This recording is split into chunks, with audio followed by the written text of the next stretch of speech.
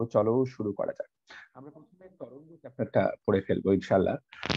তরঙ্গ সব চ্যাপ্টারটার আমরা যদি একটু দেখার চেষ্টা করি, খুব বড় চ্যাপ্টার না, শুরু করলেই শেষ হয়ে যাবে ইনশাল্লাহ। তবে এখান থেকে আমি যা বলবো স্পেসিফিক সেই শব্দগুলোই পড়তে হবে এবং চেষ্টা করতে হবে সেই জিনিসগুলোতে অ্যাকচুয়ালি ফোকাস করার। ঠিক আছে? ওকে, আশা করি তুমি সবাই আমাকে দেখতেও পাচ্ছ।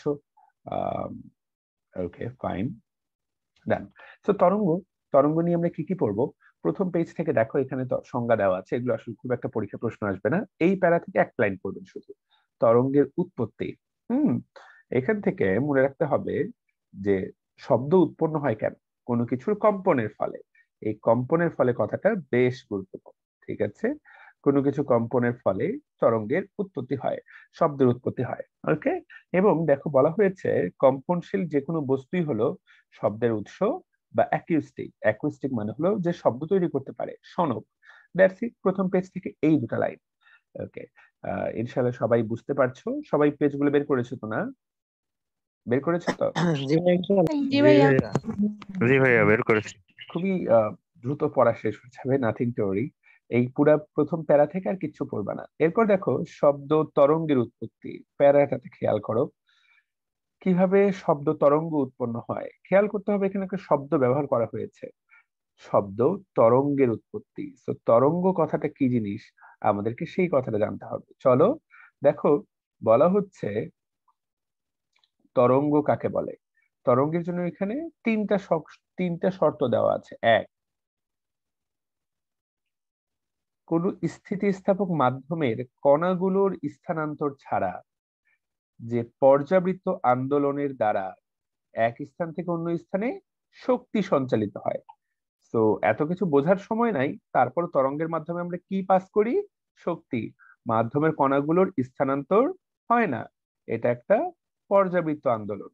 তাহলে কণাগুলো যেখানে ছিল সেখানেই কিন্তু থেকে যাবে, তারা কিন্তু নড়বে না। তুমি যদি কখনো পানির ঢেউ দেখো, পুকুরের ঢেউ দেখো, তাহলে দেখবা যে অ্যাকচুয়ালি আসলে আমার সাধারণভাবে মনে হবে যেন পানিটা মাঝখান থেকে সাইডে আসছে, কিন্তু বাস্তবে তা কিন্তু হয় না।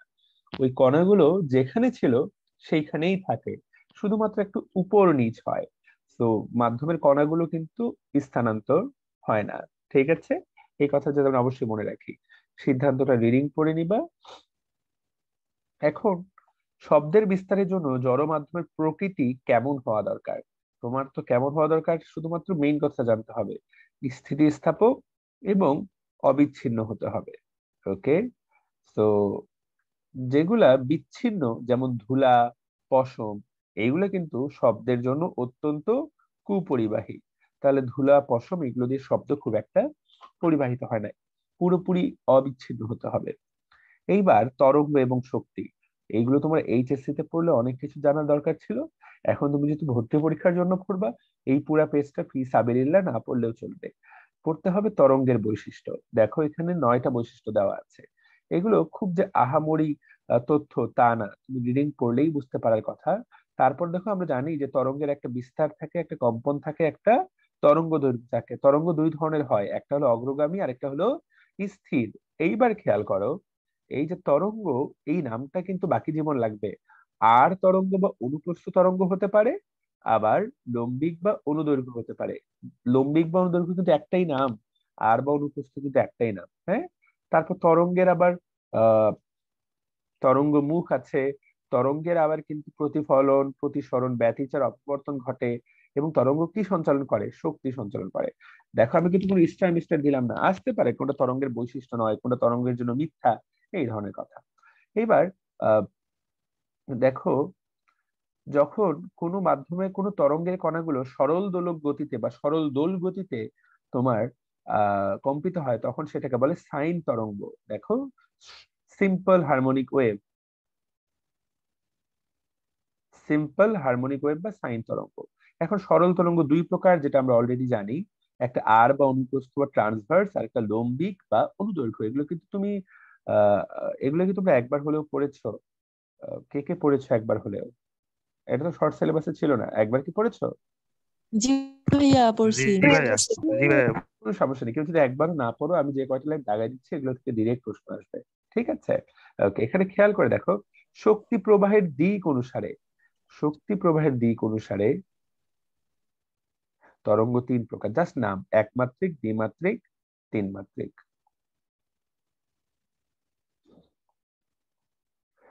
আমরা যদি ত্রিমাত্রিক তরঙ্গের উদাহরণ দেখি, আলোক তরঙ্গ, শব্দ তরঙ্গ, এগুলো ত্রিমাত্রিক তরঙ্গ।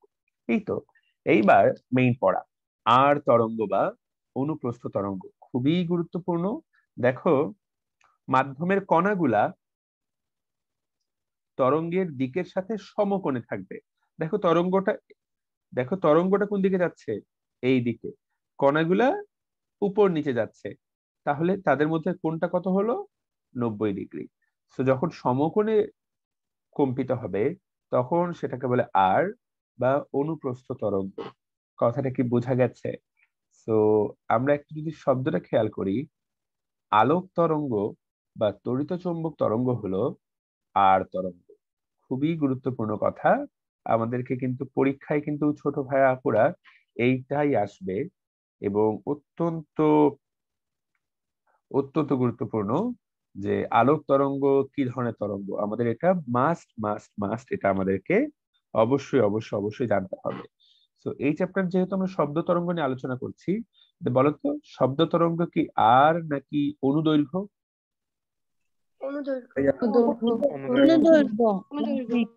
অনুদৈর্ঘ্য, সবাই সবাই দেখা যাচ্ছে জানো, দ্যাটস ফাইন।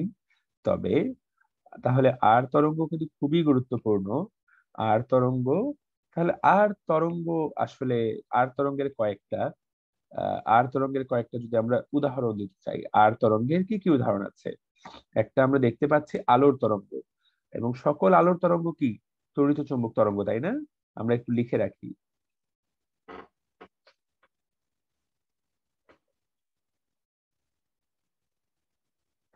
আর একটা হলো আলো, একটা হলো সকল তড়িৎ চৌম্বক।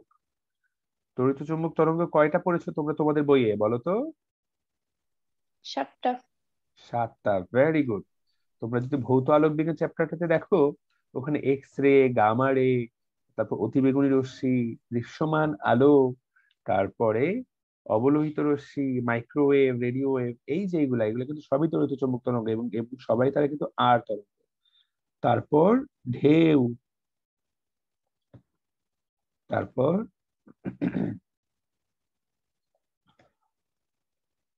টানা তারের তরঙ্গ, মানে তুমি একপাশে একটা রশি বেঁধে সেটাকে টান দিলে যে তরঙ্গটা, এইগুলো একদম কমন উদাহরণ আর তরঙ্গের।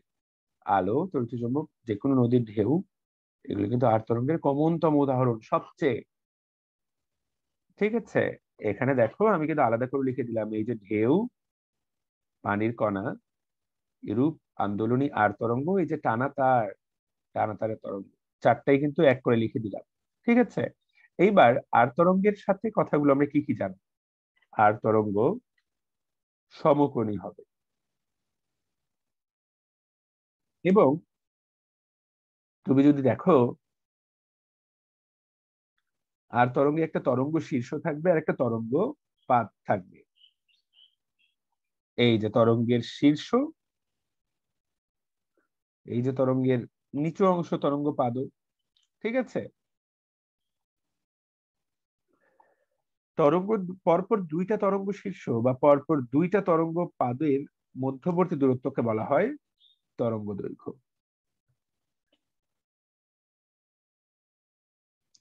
আর তরঙ্গে মাধ্যমের সমবর্তন ঘটে, প্রবাহিতে পৃষ্ঠটানের দরুন আর তরঙ্গের উৎপন্ন হয়। আর কঠিন পদার্থে আকৃতির স্থিতিস্থাপকতা ধর্ম সম্পন্ন মাধ্যমে এই তরঙ্গ উৎপন্ন। পুরোটাতেই পরীক্ষার জন্য ভয়ঙ্কর ইম্পর্টেন্ট না, জাস্ট যে লাইনগুলো দাগাই দিলাম সেগুলো একবার পড়বা। এখন পর্যন্ত এগুলো থেকে তেমন কোনো প্রশ্ন আসে। এইবার লম্বিক তরঙ্গ, আবারও বলছি উদাহরণটাই শেষ কথা, উদাহরণটাই পরীক্ষার জন্য সবচেয়ে গুরুত্বপূর্ণ। লম্বিক তরঙ্গ কি সমান্তরাল, ওটা ছিল সমকোণ, এটা হলো সমান্তরাল। এবং লম্বিক তরঙ্গের একটাই কথা, শব্দ তরঙ্গ। শব্দ তরঙ্গ, বাঁশির সুর, এটা কিন্তু একটা শব্দ, ঢোলে বাড়ি শব্দ। স্প্রিং এর তরঙ্গ, স্প্রিং এর তরঙ্গ আর শব্দ তরঙ্গ, এই দুটো আমরা মনে রাখবো। ঠিক আছে, এনি সর্ট অফ শব্দ কিন্তু লম্বিক তরঙ্গ। তো এই তো আমরা এই চ্যাপ্টারে মূলত শব্দ নিয়েই আলোচনা করব। তো খুবই গুরুত্বপূর্ণ। সমান্তরাল মাধ্যমের কিন্তু সমবর্তন ঘটে না। ওকে, স্থিতিস্থাপক ধর্মসম্পন্ন মাধ্যমে এই তরঙ্গ উৎপন্ন হয় এবং এই তরঙ্গে সংকোচন প্রসারণ ঘটে। ওকে, ঠিক আছে, তাহলে চলো কত সুন্দর করে এই এই যে জানার বিষয়টা হলো, আমি আবারও বলছি উদাহরণটা এখানকার শেষ কথা। জানার বিষয়টি 15 স্টার, পরীক্ষা এটা আসবেই। তুমি একটু তাকায় দেখো, লম্বিক তরঙ্গ কিন্তু সবগুলো শব্দ, ঠিক আছে। আর আর তরঙ্গ যেগুলো আমি লিখে দিয়েছি, তড়িৎ চৌম্বক তরঙ্গ। আশা করি সবাই আমার কথা ক্লিয়ারলি বুঝতে পেরেছো। এইবার তরঙ্গ সঞ্চালন প্রক্রিয়া, এই জিনিসগুলো পড়ে সময় নষ্ট করার আসলে কোনো মানে হয় না। মাহি, বলো। আসসালামু আলাইকুম ভাইয়া। আচ্ছা ভাইয়া, ভূমিকম্পে সৃষ্ট তরঙ্গ কোন ধরনের তরঙ্গ? এটা দু এক জায়গায় প্রশ্ন দেখলাম, এজন্য। আচ্ছা, ভূমিকম্পে সৃষ্ট তরঙ্গ, এটা চিন্তা করতে হবে। আমি আসলে কি বলে এটাকে, কি কি দেওয়া আছে অপশন, উত্তরে লম্বিক তরঙ্গ দেওয়া, কি কিন্তু দেওয়া আছে? আসলে এটা কি মানে মানে একদম সব সময় কি লম্বিকে হবে নাকি অনুদৈর ট্রান্সভার্স হতে পারে? আচ্ছা, ভূমিকম্পে যে তরঙ্গটা সৃষ্টি হয় সেটা আসলে কোথায় সৃষ্টি হচ্ছে সেটা একটা ব্যাপার। এবং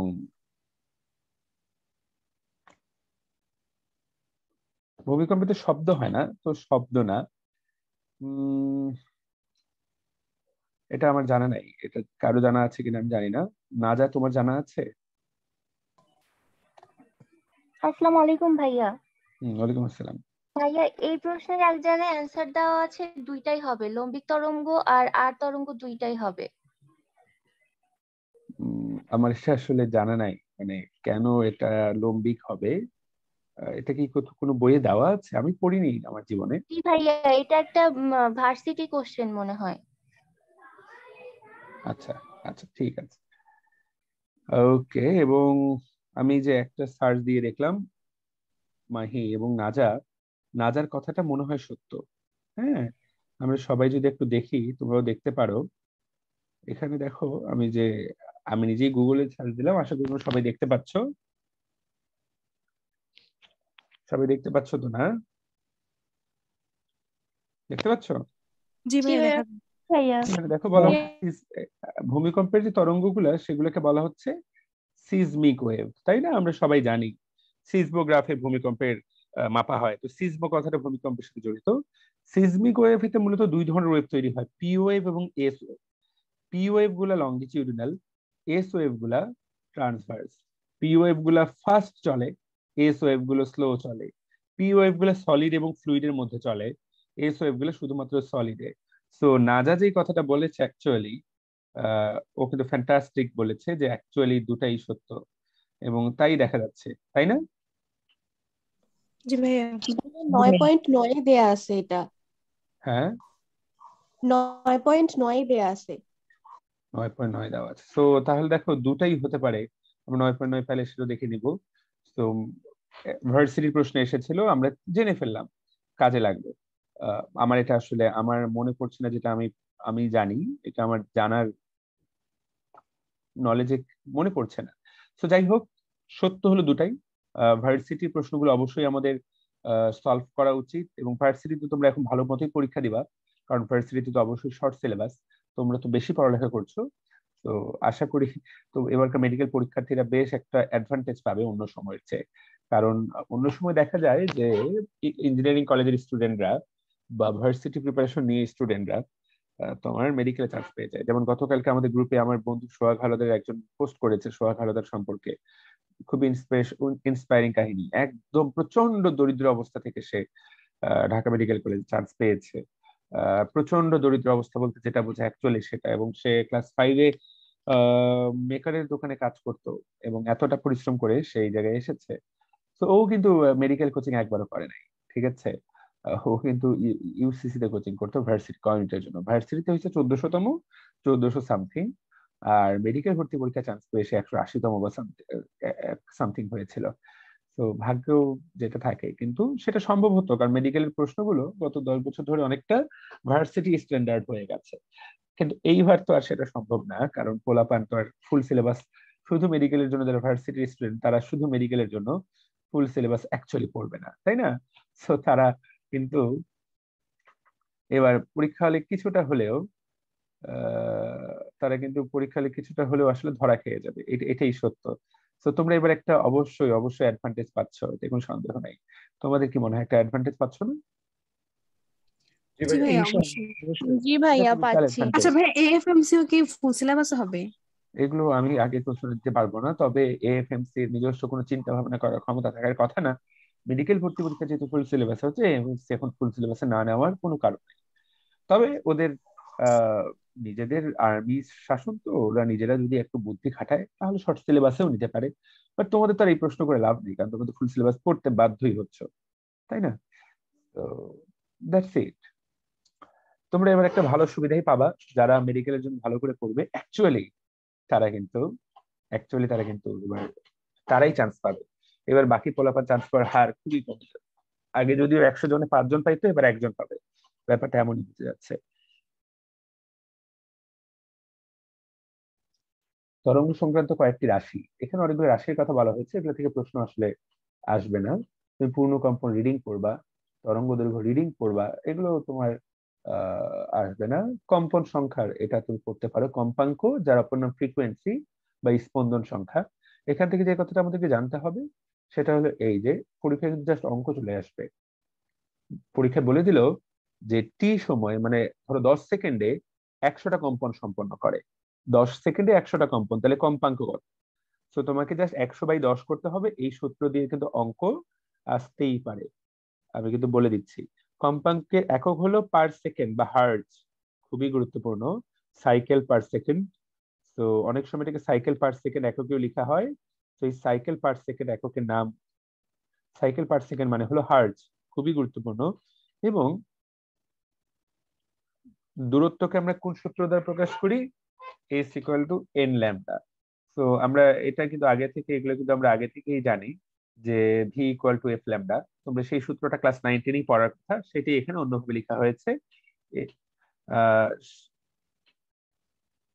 দূরত্ব, আচ্ছা এখানে খেয়াল করো, V equal to F lambda তো আরেকটা, সেটা আলাদা। এখানে দেখো এন কম্পনে, এন কম্পন বলতে এন সংখ্যক কম্পন, দেখো এই যে এন 100টা কম্পন আর তরঙ্গ দৈর্ঘ্য এত হলে দূরত্ব কত। এই সিম্পল সূত্রের অঙ্ক আসতে পারে খুবই। দেখো অতিক্রান্ত দূরত্ব, দেখো S equal to N lambda, N বলতে এখানে পূর্ণ কতগুলো কম্পন হয়েছে, আর এটা তরঙ্গ দৈর্ঘ্য। তো এই যে ছোট ছোট সূত্র, এই ছোট ছোট সূত্র অঙ্ক আসার সম্ভাবনা অনেক বেশি, এবং পোলাপান কিন্তু পরীক্ষায় এই ছোট ছোট সূত্রগুলোই পারে না। এখন তরঙ্গ দৈর্ঘ্যের বিপরীত রাশি, এটাকে বলা হয় তরঙ্গ সংখ্যা। জাস্ট পরীক্ষা এভাবেই আসবে, তরঙ্গ দৈর্ঘ্যের বিপরীত রাশিটাকে কি বলে? দেখো এটাকে বলা হয় তরঙ্গ সংখ্যা। এই যে নিউ বার, এটা হলো নিউ বার দ্বারা তরঙ্গ সংখ্যা বা ওয়েভ নাম্বার প্রকাশ করা হয়। দোলনকাল, একটা পূর্ণ তরঙ্গ সম্পন্ন করতে যে সময়টা লাগে, তোমরা এগুলো কৌণিক, তোমরা এগুলো কৌণিক বল, কৌণিক ত্বরণ সেখানেই আলোচনা করেছো। এগুলোর কনসেপ্ট তোমাদের সবার কাছে ক্লিয়ার থাকার কথা। এগুলোর কনসেপ্ট নিয়ে পড়ালেখা করার আসলে এই মুহূর্তে আর কিছুই নাই, তাই না? এইবার বিস্তার, তাকায় দেখো সর্বাধিক যে দূরত্ব অতিক্রম করে তাকে কি বলা হয়? বিস্তার। আমার মনে হয় যে এগুলো লাইনগুলো পড়লেই হয়। বিস্তারটা কি? কোন শব্দের প্রাবল্য বিস্তারের বর্গের সমানুপাতিক, বোল্ড হরফের লাইন ডিরেক্ট চলে আসতে পারে। এরপর দশা, দেখো পরীক্ষাতে সংজ্ঞাটা থেকে প্রশ্ন আসতে পারে। যে কোনো মুহূর্তের অবস্থাকে কি বলা হয়? যে কোনো মুহূর্তে দোলনের অবস্থাকে বলা হয়, যে কোনো দোলনের অবস্থাকে বলা হয় দশা। অত্যন্ত গুরুত্বপূর্ণ লাইন, তাকায় দেখো ল্যামডা দূরত্বে দশা পার্থক্য কত হয়? 2π। অতীব অতীব অতি গুরুত্বপূর্ণ, ডিরেক্ট চলে আসতে পারে। এটা তো অঙ্ক আসবে, কিন্তু এটা ডিরেক্ট প্রশ্ন আসতে পারে। একদম টি ইকুয়াল টু 0 যখন, তখন তাকে কি বলা হয়? আদি দশা বলা হয়। ওকে, তো এই তো। আচ্ছা দেখো, মাধ্যম ভেদে শব্দের বেগ কিন্তু আলাদা হয়, বিভিন্ন মাধ্যমে শব্দের বেগ বিভিন্ন, কিন্তু খেয়াল করবো খুবই গুরুত্বপূর্ণ লাইন, একই মাধ্যমে বিভিন্ন শব্দের বেগ সমান। তার মানে সেটা আহ গরুর ডাক হোক, বা ট্রাকের হর্ন হোক, বা সেটা মেঘের গর্জন হোক, সেটা একই মাধ্যমে কিন্তু সমান। আর শব্দের বেগ তাহলে বদলে যাবে কি অনুসারে? মাধ্যম ভেদ। এটা কিন্তু একটা গুরুত্বপূর্ণ কনসেপ্ট, এই কনসেপ্টটা কিন্তু বেশ এবং বেশ গুরুত্বপূর্ণ। তো বায়ু মাধ্যমে সকল শব্দের বেগ কিন্তু সমান। তরঙ্গ মুখ কাকে বলে? তরঙ্গ মুখের সংজ্ঞাটা রিডিং করে নিবা। রশ্মি, তরঙ্গ শীর্ষ, এগুলো জাস্ট শুধাই, বোল্ড হরফে লাইন, এগুলো খুব একটা ইম্পর্টেন্ট না। তরঙ্গ পাদ রিডিং করে নিবা। পিচ কাকে বলে? যেই বৈশিষ্ট্য দ্বারা কোন সুরটা চড়া আর কোনটা মোটা আমরা বুঝতে পারি সেটাকে বলা হয় পিচ বা তীক্ষ্ণতা, তাই না? মেয়েদের ভয়েস হলো হাই পিচিং সাউন্ড, মেয়েদের ভয়েসের কিন্তু পিচ অনেক বেশি, সেজন্য তাদের ভয়েসটা কিন্তু একটু চিকন বা তীক্ষ্ণ। আর ছেলেদের ভয়েসের পিচ হলো কিছুটা, দেখো কিছুটা হলো মোটা, সো লো পিচ। ওকে, এবং তোমরা যারা হারমোনিয়াম বাজাতে পারো তারা দেখবা হারমোনিয়ামের বাম পাশের যে রিড গুলা, সারে গামার যে প্রথম সারে গা, এই সারে গামা, এগুলো কিন্তু লো পিচ। যত তুমি ওই পাশে পা ধা নিসাতে যাবা, দে আর হাই পিচ। তো সুর চড়া বা মোটা নির্ণয় করার জন্য যেটা করা হয়, যেই যেই বৈশিষ্ট্যটা, সেটার নাম হলো পিচ। আরেকটা হলো কোয়ালিটি। দেখো, যেইটা দ্বারা আমরা বুঝতে পারি একই কম্পাঙ্কের দুইটা শব্দ, যেটা দ্বারা দেখো তোমরা আমার ভয়েস শুনে বুঝতে পারবা, আবার ধরো তোমরা আরেকটা ক্লাস করছো সেটা শুনে বুঝতে পারবা। আবার ধরো তবলা, কেউ যদি তবলা বাজায়, একই সুর, দেখো একটা গানে কিন্তু সব রকম সুর করা যায়। যে কোনো গানকে বাঁশিতে তোলা যায়, ওই গানটাকে পিয়ানোতে তোলা যায়, ওই গানটাকে আবার তবলায় তোলা যায়। তো হুবহু সেম সেম সুর বাজাইলেও তুমি কিন্তু আলাদা আলাদা করতে পারবা যে কোনটা কোথা থেকে আসছে, কোনটা বাঁশি থেকে আসছে, কোনটা তবলা থেকে আসছে। যেই গুণ দ্বারা আমরা আলাদা করতে পারি, যেই গুণ দ্বারা আমরা আলাদা করতে পারি যে কোনটা কোন সুর, ঠিক আছে? তো সেইটা কি বলা হয়? সেইটাকে বলা হলো জাতি বা জাতি বা গুণ। ওকে, এটা কি আসলো?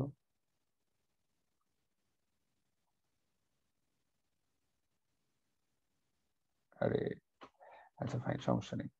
তো জাতি বা গুণ তাহলে ভিন্ন উৎস দ্বারা যেটাকে আমরা আলাদা করতে পারি। ওকে, ফাইন। এইবার দেখো শব্দের তরঙ্গের তীব্রতাতে এখানে এই সূত্রটা একটু তাকায় রাখতে হয়। দেখো সূত্রটা বিশাল এবং বিশাল একটা সূত্র, মানে কি বলবো, এটা একটা বিশালতম সূত্র। এবং এই বিশাল সূত্রটা থেকে হাইয়েস্ট পরীক্ষা প্রশ্ন আসতে পারে যে কোনটা কোনটার সমানুপাতিক। তীব্রতা, কয়েকটা জিনিস তো আমাদেরকে অবশ্যই খেয়াল করতে হবে। তুমি তীব্রতায় খেয়াল করো,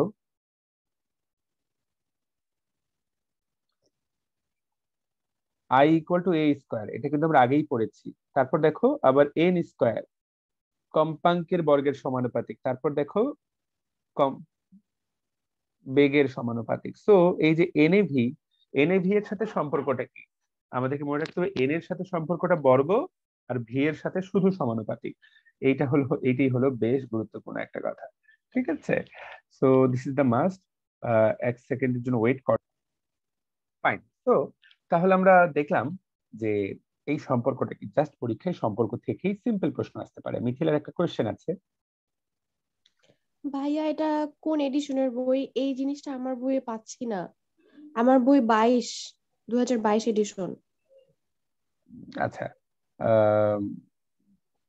এটা কি তোমাদের বইয়ে নাই? পাও না? আচ্ছা ভাইয়া, আছে তো। ভাইয়া জি আছে কত ভাইয়া। পৃষ্ঠা? ভাইয়া আমিও পাচ্ছি না। ভাই আমার ওই 21 এডিশন। ভাইয়া এক পেজ পরে পাইতে পারে। আচ্ছা ভাই, একটু আগে পিছে করে দেখো, এই জিনিস বইয়ে আসলে কোনো চেঞ্জ আসেনি। তোমার ইসাক স্যারের বইতে কোনো চেঞ্জই আসে নাই, প্যারা খাওয়ার কিছু নাই। দু একটা আগে পেজ পরে দেখো, এটা এটা কোনো ব্যাপার না, এটা কোনোই ব্যাপার না, ঠিক আছে? ওকে। তো এগুলো এগুলো খুব একটা যে ইম্পর্টেন্ট তা না। এইটা একটা ইম্পর্টেন্ট বিষয়, তরঙ্গ বেগ, তরঙ্গ দৈর্ঘ্য, কম্পাঙ্ক। দেখো তো কিসের কিসের মধ্যে সম্পর্ক?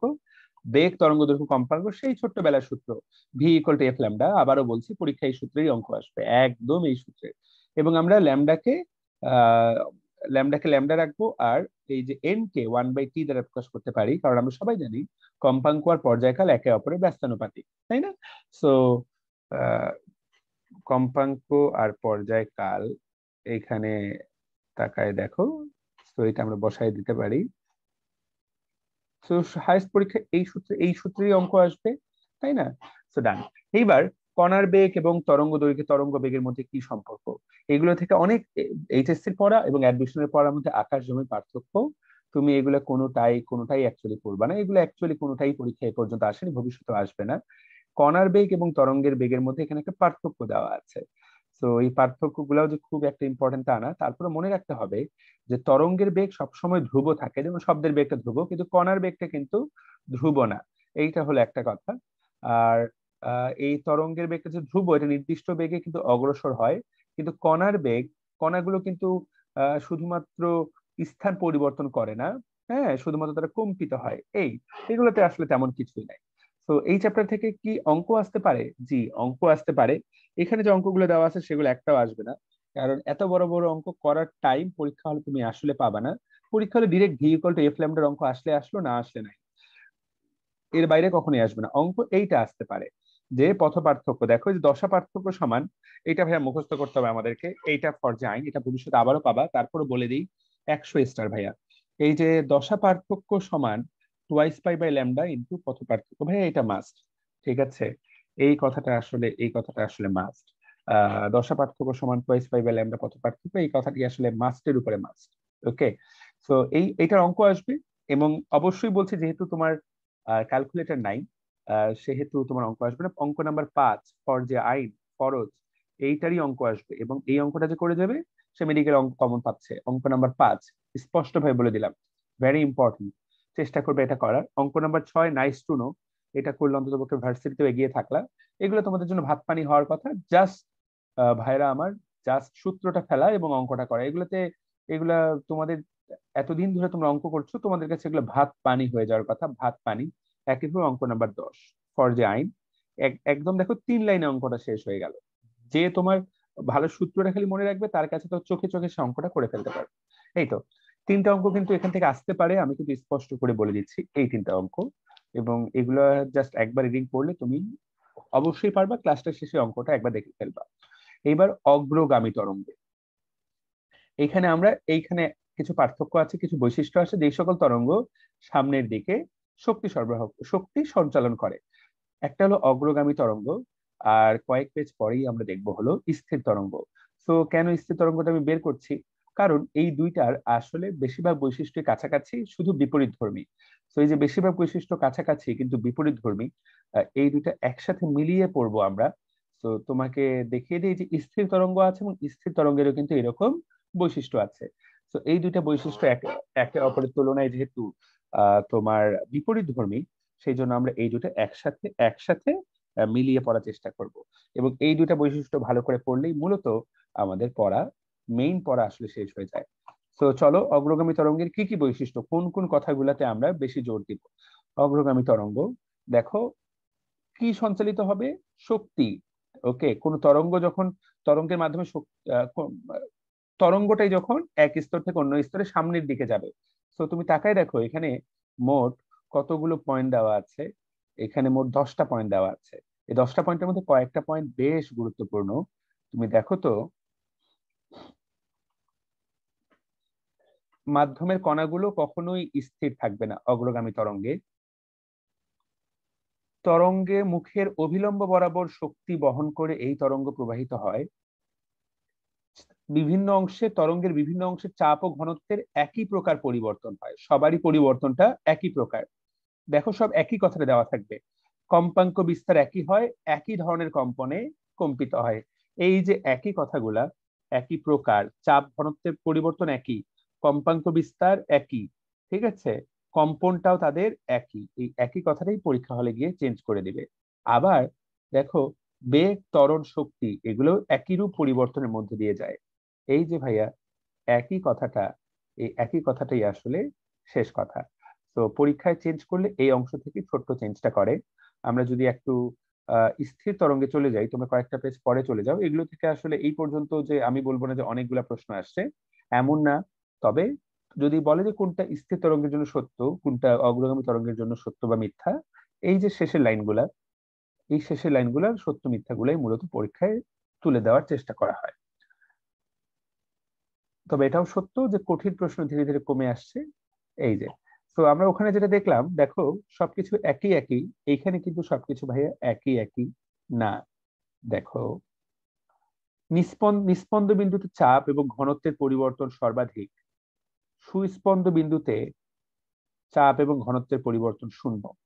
সো ভাইয়া তোমরা খেয়াল করো, ওখানে সকল বিন্দুতে চাপ এবং ঘনত্বের পরিবর্তন ছিল সমান, এখানে কিন্তু দুই রকম বিন্দু আছে, একটা সুস্পন্দ একটা নিস্পন্দ। সু দিয়ে মনে রাখবো আমরা শূন্য। সুস্পন্দ বিন্দুতে চাপ এবং ঘনত্বের পরিবর্তনটা কিন্তু শূন্য। ঠিক আছে, তারপর বিভিন্ন বিন্দুতে কম্পনের বিস্তার কিন্তু সমান নয়।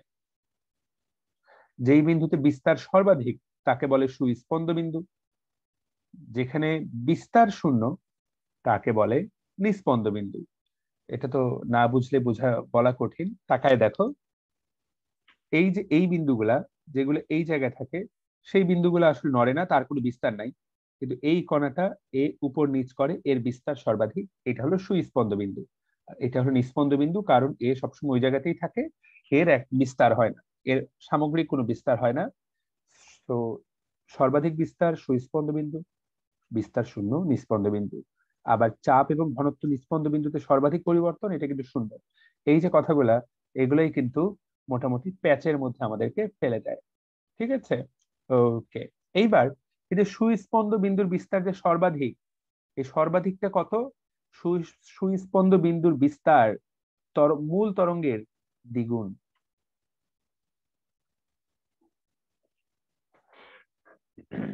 ওকে, তো এই যে পার্থক্যগুলো আমরা দেখলাম। আর এইখানে তরঙ্গটা কিন্তু একই স্থানে সীমাবদ্ধ থাকে, আর ওইখানে কিন্তু তরঙ্গটা সামনের দিকে অগ্রসর হয়। আচ্ছা, এবং মাধ্যমের সকল কণার গতি সরল ছন্দিত গতি। কখন? যখন স্থির বিন্দুগুলো থাকবে না। দেখো, স্থির বিন্দুগুলো ছাড়া থাকবে না বলতে স্থির বিন্দুগুলোর কোনো গতি নাই, বাকি সকল কণার গতি হলো সরল ছন্দিত গতি। তো স্থির বিন্দুগুলো কিন্তু নামই হলো স্থির, তার মানে এরা পুরাপুরি পুরাপুরি স্থির। তো যদি কখনো পরীক্ষায় প্রশ্ন দিতে চায়, পার্থক্য করতে চায়, তো this will be hour question. এইবার এটা দিয়ে তো অঙ্কই আসবে। এইবার যেটা আমি পড়াবো, তো এখানে যে ছবিটা দেখতে পাচ্ছ, আমি বলছি এইটা কিন্তু সুস্পন্দ বিন্দু, এইটা নিস্পন্দ, আবার এটা সুস্পন্দ। মনে রাখতে হবে পাশাপাশি দুইটা সুস্পন্দের মধ্যবর্তী দূরত্ব হলো λ/2, আর পাশাপাশি একটা সুস্পন্দ আর একটা নিস্পন্দের দূরত্ব হলো λ/4। এই কথাটা কিন্তু অবশ্যই পরীক্ষার জন্য গুরুত্বপূর্ণ। তাকায় দেখো, দুটো পরপর দুটো সুস্পন্দের মধ্যে দূরত্ব হলো λ/2, পরস্পর দুটো নিস্পন্দের মধ্যে দূরত্ব হলো λ/2, কিন্তু একটা সুস্পন্দ আর একটা নিস্পন্দের মধ্যে দূরত্বটা হলো λ/4। তোমাকে কিন্তু এই লাইন দিয়েও অঙ্ক দিতে পারে। ভাইরা আমার, এটা কিন্তু পুরোপুরি অঙ্ক, একদম দেখো সুন্দর করে অঙ্ক যেটা আমি বলছিলাম সেটাই এখানে দেওয়া। তাকায় দেখো, একটি স্থির তরঙ্গের পরপর দুটি নিস্পন্দ বিন্দুর দূরত্ব 0.52 ল্যামডা, তাহলে λ/2 সমান 0.52, কারণ পরপর দুটি নিস্পন্দ। তো এই যে λ/2, তাহলে ল্যামডার মান কত? তরঙ্গের কম্পাঙ্ক এটা, তাহলে বেগ কত? v=f λ। তো এই অঙ্কটা যদি কালকে মেডিকেলে আসে, এই কনসেপ্ট যার থাকবে না, সে কিন্তু এটা উত্তর করতে পারবে না। তো এই যে জিনিসটা λ/2 আর λ/4, এটাকে আদৌ বুঝতে পেরেছো যেটা বললাম? জি ভাইয়া। শিওর তো? ভাইয়া শিওর তো? জি ভাইয়া। আচ্ছা, ফাইন। তো দেখো, সুস্পন্দ নিস্পন্দ হলেই কিন্তু λ/4 বুঝছো, আর দুইটা সুস্পন্দ দুইটা নিস্পন্দ হলে λ/2। এগুলো বোঝার জন্য অবশ্য খুব বেশি বুদ্ধিমান হওয়ার কিছু নাই। তাহলে দেখো, পরপর তিনটা সুস্পন্দ বা পরপর তিনটা নিস্পন্দ বিন্দুর মধ্যবর্তী দূরত্বের নাম হলো তরঙ্গ দৈর্ঘ্য, তাই না? ছবিতে তাকায় দেখো, তাহলে λ/2 যদি হয় পরপর দুইটা, এটা যদি λ/2 হয়, তাহলে এটাও λ/2, তাহলে একটা দুইটা তিনটা, এই পুরাটাই তো ল্যামডা। তো এই কথাটাই এখানে বলা হয়েছে। এই যে পয়েন্টগুলো দাগাই দিলাম, ভাইরা আমার, এগুলো থেকে হায়েস্ট সত্য মিথ্যা আসতে পারে, আর ওইটা দিকে তো অঙ্কই আসতে পারে। তো আমরা মোটামুটি আসল পড়া পড়ে ফেলেছি। এখন যে পড়াগুলো পড়বো সেগুলো খুব বেশি আসল নাই, খুব বেশি পড়া এই জায়গায় নাই। এবং অঙ্ক তো বললাম একদম 3 আঙ্গুল নিয়মের অঙ্ক, 3 লাইন নিয়মে, যে অঙ্ক 3 লাইনে শেষ হয়ে যাবে। মেডিকেল ভর্তি পরীক্ষায় সেগুলাই আসে। অ্যাকচুয়ালি খুব যে বেশি কঠিন প্রশ্ন হয় মেডিকেল ভর্তি পরীক্ষায় তা না। ইন্ডিয়ান মেডিকেল ভর্তি পরীক্ষার প্রশ্নগুলো হয় হলো প্রশ্নের মতো প্রশ্ন। ওখানে বুয়েটের প্রিপারেশন নেওয়া লাগে মেডিকেল পরীক্ষা দেওয়ার জন্য। মানে ফিজিক্সের প্রশ্ন এতটা কনসেপ্ট বেস হয়, আনবিলিভেবল। আর আমাদের ফিজিক্সের প্রশ্ন হয় জাস্ট নলেজ বেসড। এখানে কনসেপ্টের 10-20টা প্রশ্নের মধ্যে 1 থেকে 2টা মাত্র কনসেপ্টের উপর ভিত্তি করে আসে, বাকি সবই নলেজ বেসড। এটা অ্যাকচুয়ালি একটা দেশের জন্য হতাশাজনক। যাই হোক, অগ্রগামী তরঙ্গের গাণিতিক রাশিমালা, শুধু রাশিমালাটা কি সেইটা তুমি জানবা, মানে অবস্থা দেখছো, শুধু দিন শেষে একটা লাইন তুমি জানতেছো। এইটা হলো অগ্রগামী তরঙ্গের গাণিতিক রাশিমালা। কোন রাশিমালাটি সত্য কোনটি মিথ্যা, এই হলো সমীকরণ। এই সমীকরণটা তুমি লেখচিত্রে স্থাপন করবা, বা এই যে লেখচিত্রে যে ছবিটা দেখতে পাচ্ছ, এই ছবিটাই মূলত এই সমীকরণের ছবি, বা এই লেখচিত্রটাকে একটা সমীকরণ বানাতে হলে এই ধরনের একটা আমাদের সাইন ওয়েভ আসবে। দেখো এটা কিন্তু সাইন ওয়েভ, ঠিক আছে? আলটিমেটলি আমরা কিন্তু সাইন ওয়েভ চিনি, সাইন ওয়েভ এমন না, সেটা কিন্তু একটা সাইন ওয়েভ। এ সাইন, এখানে পুরো জিনিসটা একটা কোণে রূপান্তরিত হবে। সো সাইন ওয়েভটা এইরকম একটা sine wave. So that's it. Just রাশিমালার দিকে একবার তাকায় দেখবা, তাহলেই হয়ে গেল। এগুলো হুদাই পড়ে লাভ নাই। হ্যাঁ, এর বাইরে আসলে কিছু জানার নাই। এটা একটা সাইন কার্ভ, দিন শেষে এটা একটা সাইন কার্ভ। এখানে এই লাইনটা পড়ে নিবা। কণার সরণ ওয়াই এবং বেগের মধ্যে দশা পার্থক্য 90 ডিগ্রি, কণার সরণ ওয়াই এবং ত্বরণের মধ্যে দশা পার্থক্য 180 ডিগ্রি। এগুলা ডিটেইল ব্যাখ্যা আমি নিজেও ব্যাখ্যা করতে পারবো না, কিন্তু জানার বিষয় দেওয়া আছে স্যারের নতুন আপডেটেড বইয়ে। পরীক্ষায় এগুলোই তুলে দিবে, মেডিকেল ভর্তি পরীক্ষায় জাস্ট এগুলোই তুলে দেয়। আবারও বলছি, দশা এবং দশা পার্থক্য, দশা পার্থক্যের অঙ্কটা তো পরীক্ষায় আসবেই। দশা পার্থক্য সমান twice pi by lambda into কত পার্থক্য। ভাই আর যাই করিস এটা উল্টাপাল্টা করিস না ভাইয়া, কখনোই এটা উল্টাপাল্টা করিস না। তোদের কাছে আমি একদম হাত জোর করে রিকোয়েস্ট করছি, এই জিনিস পরীক্ষা ভুল করে আসিস না। এবং পরীক্ষায় কিন্তু আবার বলছি অঙ্ক আসবে। কোন অঙ্কগুলো আসবে? এই যে এই দুটো লাইন থেকে অঙ্ক আসবে। তোমাকে বলে দিল পথ পার্থক্য এত, দশা পার্থক্য কত হবে, বলে দিল দশা পার্থক্য এত, পথ পার্থক্য কত হবে। মুখস্থ চাইলে তুমি করতেই পারো, আর মুখস্থ না চাইলে ওই সূত্র মনে রাখলে, এগুলা জাস্ট বাম হাতের খেলা, এগুলো বের করা। এগুলো কিন্তু কারো কাছেই তেমন কোনো বিষয় হওয়ার কথা না। তো ভাইয়া, অঙ্ক কোনটা আসবে? অঙ্ক আবারও বলছি, দশা পার্থক্য পথ পার্থক্য আসবে। এগুলো কোনো অঙ্কই দাগাই দিব না, এগুলো অনেক বড় বড় অঙ্ক, দরকার নাই। তরঙ্গের তীব্রতা, তীব্রতা হলো কারণ, প্রাবল্য হলো তার ফল। আবারও বলছি, তীব্রতা পরীক্ষার জন্য বেশ গুরুত্বপূর্ণ একটা টপিক, আমরা এইটা এবার বেশ ভালো করে পড়ব। দেখো, তীব্রতার জন্য মনে রাখতে হবে তীব্রতা দূরত্বের ব্যস্তানুপাতিক। তো দূরত্বের কেমন ব্যস্তানুপাতিক? দূরত্বের বর্গের ব্যস্তানুপাতিক। যত দূরে যাবা তীব্রতা তার স্কোয়ার রুট আকারে, স্কোয়ার আকারে কমতে থাকবে। এখন এই তীব্রতার একক তাকায় দেখো, তীব্রতার একক কিন্তু ওয়াট পার মিটার স্কোয়ার। ঠিক আছে, সাধারণত micro watt per metre square ব্যবহৃত হয়, কিন্তু এটা কিন্তু বেশিরভাগ পোলাপান ভুল করে। তীব্রতার এসআই একক অত্যন্ত গুরুত্বপূর্ণ, অলরেডি বিভিন্ন পরীক্ষায় আসছে, 10 স্টার ইম্পর্টেন্ট। যেখানে দেখিবে একক, সেটা করতে হবে একদম মুখস্থ, তাই না? ওকে, তো এই দেখো খুবই ইম্পর্টেন্ট, এগুলো আমরা আরো পড়বো একটু পরে। জোরালো শব্দের বিস্তার কত, ক্ষীণতর শব্দের বিস্তার কত। জোরালো শব্দের বিস্তার, ক্ষীণ শব্দের বিস্তার, এইগুলোই আসবে। জাস্ট তথ্য মুখস্থ করা। শব্দের বিভিন্ন বিষয়ের উপর তীব্রতা, একদম হেডলাইন, খরচ, পরীক্ষা দিবা, বিভিন্ন জায়গায় পরীক্ষা দিবা, গ্যারান্টি দিলাম এইগুলাই আসবে ভাইয়া, হেডলাইন গুলা জাস্ট দেখো। উৎসের কম্পনের বিস্তার, বিস্তারের সাথে সম্পর্কটা আমরা আগে থেকেই জানি। উৎসের আকার যত বড় হবে তত বেশি, যত দূরত্বে দূরে যাবা তীব্রতা তত কি হবে, কমবে। ওকে, মাধ্যমের ঘনত্ব খুবই গুরুত্বপূর্ণ, ঘনত্ব বেশি হলে তীব্রতাও বেশি হবে, দেখতে পাচ্ছ? ওকে, মাধ্যমের গতি থাকলে অবশ্যই সেই গতির সাথে শব্দের গতিটা যোগ হয়ে বেশি জোরে শব্দ শোনা যাবে। তো এই যে কয়েকটা কথা, কোনটির উপর নির্ভর করে, কোনটির উপর নির্ভর করে। দেখো, উৎসের আকার দেওয়া আছে, পরীক্ষায় কি করবে জানো? বলে দিবে উৎসের আকৃতি। তুমি যদি ভালো করে শব্দটা খেয়াল না করো, তুমি কিন্তু পরীক্ষায় বুঝতে পারবে না। তো আকারের উপর নির্ভর করে, যত বড় শব্দের তীব্রতার, শব্দের উৎস তত বেশি তীব্র শব্দ। আকৃতির উপর কিন্তু নির্ভর করে না। হ্যাঁ, আকার আর আকৃতির মধ্যে পার্থক্য জানো তো? দেখি, শারমিন, সুমি, বলো তো আকার এবং আকৃতির মধ্যে কি পার্থক্য?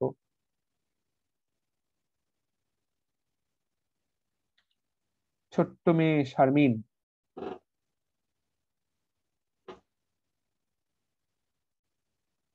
আচ্ছা, শারমিন আক্তার মনি, বলো। আনমিউট করো। আনিকা, শর্মিলা বলো। এরা বোধহয় জীবনে কথা বলেনি এই জন্য, সেই জন্য পারছে না। আনিকা বলো তো। বুঝলাম না। হ্যাঁ, শারমিন আক্তার মনি বলো আপু। আসসালামু আলাইকুম ভাইয়া। ওয়ালাইকুম আসসালাম। ভাইয়া, আকারটা আর কি অনেক ধরনের হতে পারে, যেমন ঘন হতে পারে, বর্গাটা হতে পারে, আর আকৃতিটা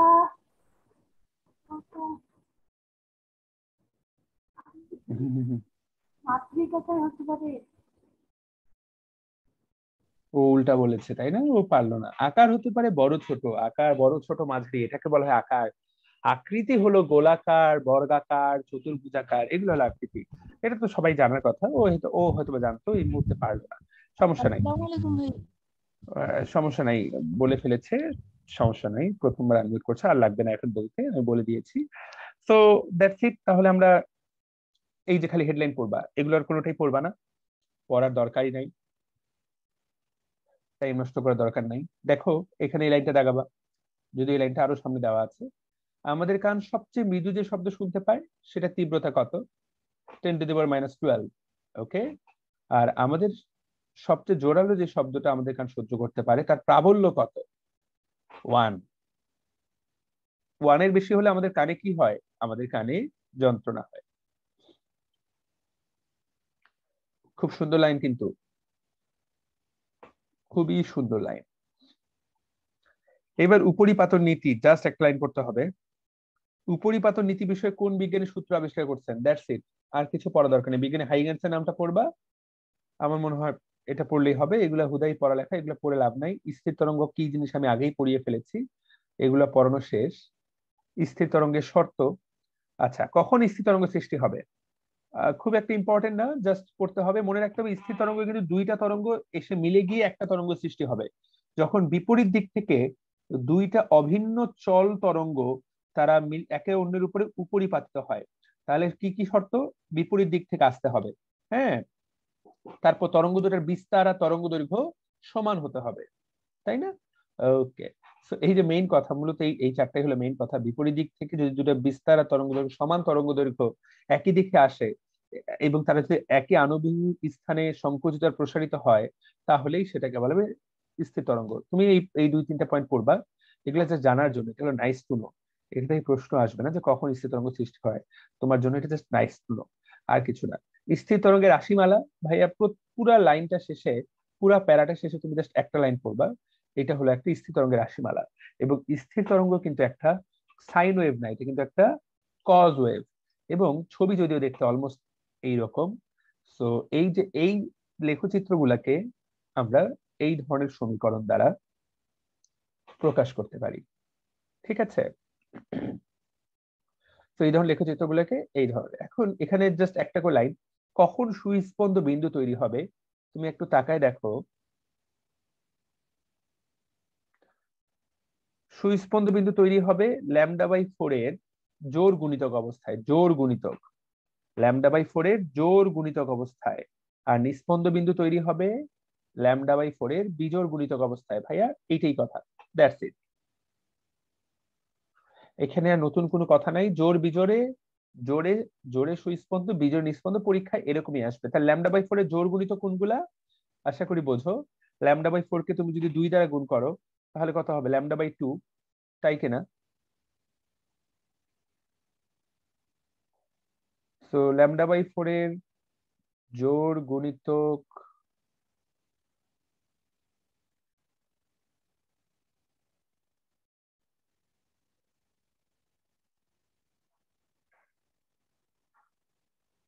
আমার মনে হয় এখানে একটু একটু একটু একটু ঝামেলা লেখা আছে।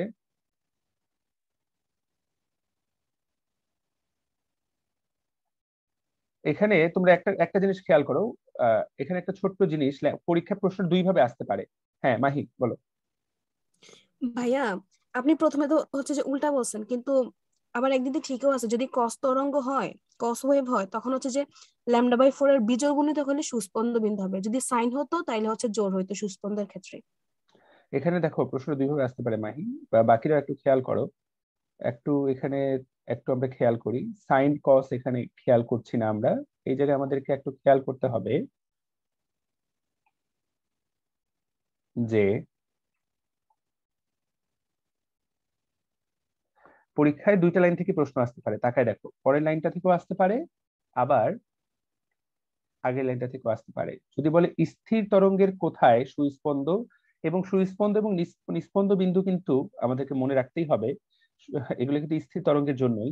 এই লাইনটাতে খেয়াল করো, স্থির তরঙ্গের উপর যে সকল বিন্দু λ/4 এর জোর গুণিতক, সেই সকল বিন্দুতে সুস্পন্দ বিন্দু গঠিত হবে। λ/4 এর বিজোড় গুণিতক, সেই সেই সেই সকল বিন্দু নিস্পন্দ বিন্দু গঠিত হবে, কোনো সন্দেহ নেই। কিন্তু তুমি আগের লাইনটাতে খেয়াল করো, এক্স এর মান যদি λ/4 এর জোড় গুণিতক হয়, এক্স এর মান যদি λ/4 এর বিজোড় গুণিতক হয়।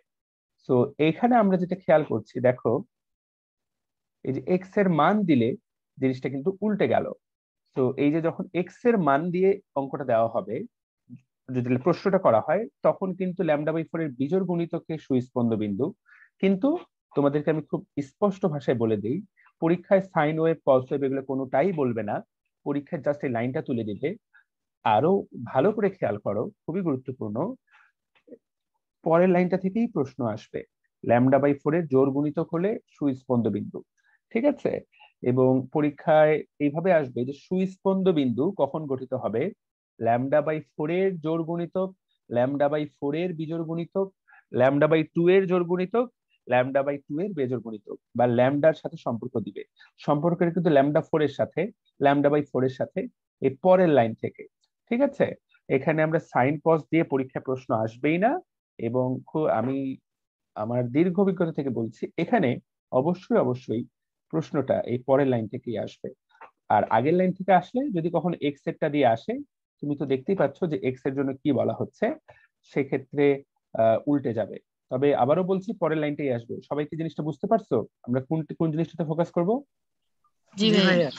এখানে সাইন কসের কোনো হিসাবই পরীক্ষায় আমাদের আসবে না। পরীক্ষায় জাস্ট এইখান থেকে দেখো যে প্রথম দুই লাইনে কিন্তু কন্ট্রাডিক্টরি কথা বলা আছে, কন্ট্রাডিক্টরি না, কিন্তু আবারও স্পষ্ট করে বলছি, বিজোড় মানে নিস্পন্দ, জোড় মানে সুস্পন্দ, এক্স দিয়ে আসার সম্ভাবনা কম, যদি আসে তাহলে উল্টে যাবে। এই তো। আচ্ছা, সো তাহলে এই অঙ্কগুলো কি আমরা করব? না, তুমি এগুলো কোনোটাই করবে না। এমনকি ঢাকা ভার্সিটিতেও আসলে তেমন একটা করতে হয় না, কোনো বুয়েটের জন্য করতে হতে পারে। এই অঙ্কটা যেমন দেখো যে রুয়েটে আসছে, এটা রুয়েটের জন্য আসতে পারে, বাট মেডিকেলের জন্য আহামরি না, এগুলো করতেই হবে না। তো এরই সাথে সাথে আমরা জেনে গেলাম তো জোড় বিজোড়ের এই বিষয়টা। এইবার দেখো মুক্ত কম্পন, এই টপিক থেকে অলরেডি অতীতে একটা প্রশ্ন এসেছে, এবং এই প্রশ্নের উত্তরটা আমার এখনো জানা নাই। কারণ এই যে এখানে যে ছোট বিষয়গুলো, এগুলো সবগুলো একে অপরের সাথে ওতপ্রোতভাবে জড়িত। কোন বিষয়গুলা? মুক্ত কম্পন, পরবশ কম্পন। মুক্ত কম্পন মানে, মুক্ত মানে মুক্ত, ঠিক আছে? একটা বস্তু আন্দোলিত হচ্ছে, সে নিজের মতো করে আন্দোলিত হচ্ছে, সেটার সাথে আমাদের, যেমন একটা সরল দোলক মুক্তভাবে মুক্তভাবে তোমার আন্দোলিত হচ্ছে। সরল দোলকের সূত্র আমাদের সবার জানা, T=2π√L/G। এই সূত্র আমরা সবাই জানি, এবং সরল দোলকের সূত্র জানি না আশা করি এখানে এমন কেউ নাই। কিন্তু পরবশ কম্পনটা কি? যখন দুইটা কম্পন পাশাপাশি এসে মিলে যাবে, দুইটা কম্পন একে অপরের উপরে উপরিপাতিত হবে, তখন সেটাকে বলা হবে আরোপিত কম্পন বা পরবশ কম্পন। তো যখন দুইটা কম্পন একে অপরের সাথে মিশে যাবে, এটাকেই বলা হচ্ছে পরবশ কম্পন। এবং এই পরবশ কম্পনের ফলেই কিন্তু পরবর্তীতে আমাদের এই অনুনাদ, এই জিনিসটা তৈরি হয়। তো আমরা এখন দেখব, তার আগে মুক্ত কম্পনটা কি? মুক্ত কম্পন একাই একাই ওই কম্পনটাই শুধু ক্রিয়া করবে, তাই না? এবং কিন্তু পরবশ কম্পনে দুইটা কম্পন একসাথে, মোটামুটি দুইটা কম্পন একসাথে মিলে যায়, এবং যখন দুইটা কম্পন একসাথে মিলে যায়, তখন কিন্তু এটার বিস্তার বেশি হয়ে যায়, এটার কিন্তু বিস্তারটা বেশি হয়ে যায়। ওকে? আর মুক্ত কম্পনে সেজন্য বিস্তার কম থাকে। আর এখানে বাইরের কোনো বল ক্রিয়া করে না, পরবশ কম্পনে বাইরের বল ক্রিয়া করে। তো এটা রিডিং করতে পারো, মুক্ত কম্পন, পরবশ কম্পন, এগুলো খুব একটা পরীক্ষায় আসে না। জোর দেওয়া হচ্ছে সেই জিনিসটাতে যেটা পরীক্ষায় আসবে। পরীক্ষায় আসবে অনুনাদ বা রেজোনেন্স। এইখানে দেখো, যখন সর্বোচ্চ বিস্তারে কম্পিত হবে তখন সেটাকে বলা হয় অনুনাদ। অর্থাৎ ব্যাপারটা অনেকটা এমন যে এই পাশে একটা কম্পন যাচ্ছে, আবার এই কম্পনটা, দুইটা মিলায় যদি একটা কম্পনে, এই দুইটা মিলে একটা তরঙ্গ সৃষ্টি হয়, সেটা কিন্তু তোমার পরবশ কম্পন। মানে দুইজন মিলে একটা তৈরি করলো, দ্যাটস পরবশ। কিন্তু কখন পরবশ কম্পনটা অনুনাদ হবে? যখন শর্তটা হলো বিস্তারটা হবে সর্বোচ্চ, তখন সেটাকে আমরা বলবো অনুনাদ। অনুনাদ হবে যখন তারা সর্বোচ্চ বিস্তারে তারা অনুরণিত হবে, তখন সেটাকে আমরা বলবো হলো অনুনাদ। তো অনুনাদে তাহলে কি ঘটবে? যে সর্বোচ্চ বিস্তারে তারা কম্পিত হবে, সর্বোচ্চ বিস্তারে কম্পন, এটি হলো অনুনাদ। এখানে অনেকগুলো কথা বলা হয়েছে। এই যে কথাগুলা, আমি দেখো যে লাইনটা দাগাই দিচ্ছি, কাজ কিন্তু অনেক সহজ, এগুলো কোনোটাই দেখো, সকল অনুনাদই পরবশ কম্পন, কিন্তু সকল পরবশ কম্পন কিন্তু অনুনাদ না। কারণ আমি অনুনাদের একটা স্পেশাল কন্ডিশন, যখন সবচেয়ে বেশি বিস্তারে তোমার জিনিসটা আন্দোলিত হবে, এবং শব্দটা কি হবে? সবচেয়ে বেশি শব্দ তৈরি করবে। তো এখানে অনেকগুলো কথা বলা আছে। এই যে আসল বৈশিষ্ট্যটা এই জায়গায় দেওয়া আছে, দেখো সকল অনুনাদে কিন্তু পরবশ কম্পন, কিন্তু সকল পরবশ কম্পন অনুনাদ না। অনুনাদে কি ঘটনা ঘটবে, বিস্তার হবে সবচেয়ে বেশি। হ্যাঁ, এবং অনুনাদে কম্পন শুরু হওয়ার কিছুক্ষণ পরেই কিন্তু সেটা নিয়মিত হয়ে যায়। তো আমরা এই কথাটাই আসলে মনে রাখার চেষ্টা করব। এই লাইনটি বারবার পড়তে হবে, সকল অনুনাদী পরবশ কম্পন, কিন্তু সকল পরবশ কম্পন অনুনাদ না।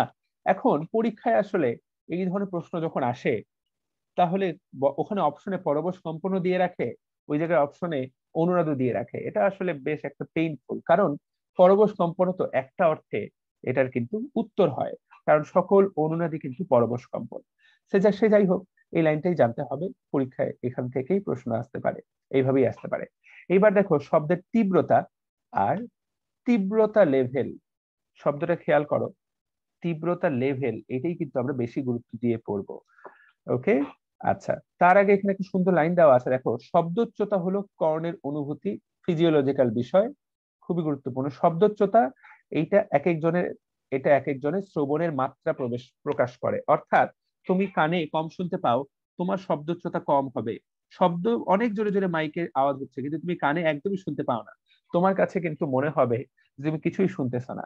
শব্দোচ্চতা বলতে প্রচন্ড শব্দ বোঝায়। যেমন ধরো আমি যদি আমার উদাহরণ দিই, সেটা হলো যে ধরো আমি যে কোনো কিছু একটু ধরো জোরে শুনতে পছন্দ করি, কিন্তু অনেকেই, আমার কাছে মনে হয় যে সাউন্ড আর একটু বেশি হওয়া উচিত। আবার অনেকেই আছে যে অল্প সাউন্ডে তারা পুরোপুরি শুনতে পায়, অল্প সাউন্ডে ধরো আমি খুব একটা শুনতে পাই না। তো এইটার নামই হলো শব্দোচ্চতা, এবং এটা কিন্তু ব্যক্তির উপরে নির্ভর করে, এটা কিন্তু কোনো অঙ্কের বিষয় না। ঠিক আছে, এটা কিন্তু অঙ্কের বিষয় না। তো এইটা হলো শব্দোচ্চতা। পরীক্ষায় কিন্তু এই টার্মটা আসতে পারে। কোনটা ব্যক্তির উপর নির্ভর করে, ব্যক্তির উপর নির্ভর করে শব্দের উচ্চতা, হ্যাঁ, এবং শব্দ কত জোরে হচ্ছে সেটা বোঝায়। যেমন আমার কাছে টিভির সাউন্ডটাকে ওইটাকে আমার কাছে আসতে মনে হলেও অন্যের কাছে এটাকেই অনেক জোরে মনে হতে পারে। তাহলে কোনটা ব্যক্তি নির্ভর, উত্তর হলো শব্দোচ্চতা। কথাটা পরিষ্কার? এখন শব্দোচ্চতা তীব্রতার উপর নির্ভর করে, কিন্তু সমানুপাতিক না। কারণ তীব্রতা বাড়াইলা এতেই যে একজন মানুষের কাছে শব্দোচ্চতা বেশি মনে হবে, শব্দ বেশি মনে হবে, তাও কিন্তু নাও হতে পারে, কারণ সেটা ব্যক্তির উপর নির্ভর করে। কিন্তু অবশ্যই সাউন্ড বাড়ালে কিছুটা তো বাড়বেই, ওই ব্যক্তির কাছেও তো তোমার ওই ব্যক্তির কাছেও তো কিছুটা হলেও শব্দ বেশি মনে হবে, কিন্তু এক এক ব্যক্তির কাছে এক এক রকম। তো এই শব্দের নামই হলো শব্দোচ্চতা। তো এটা কিন্তু সম্পূর্ণ আলাদা বিষয়। এইবার আমরা পড়বো শব্দের তীব্রতা।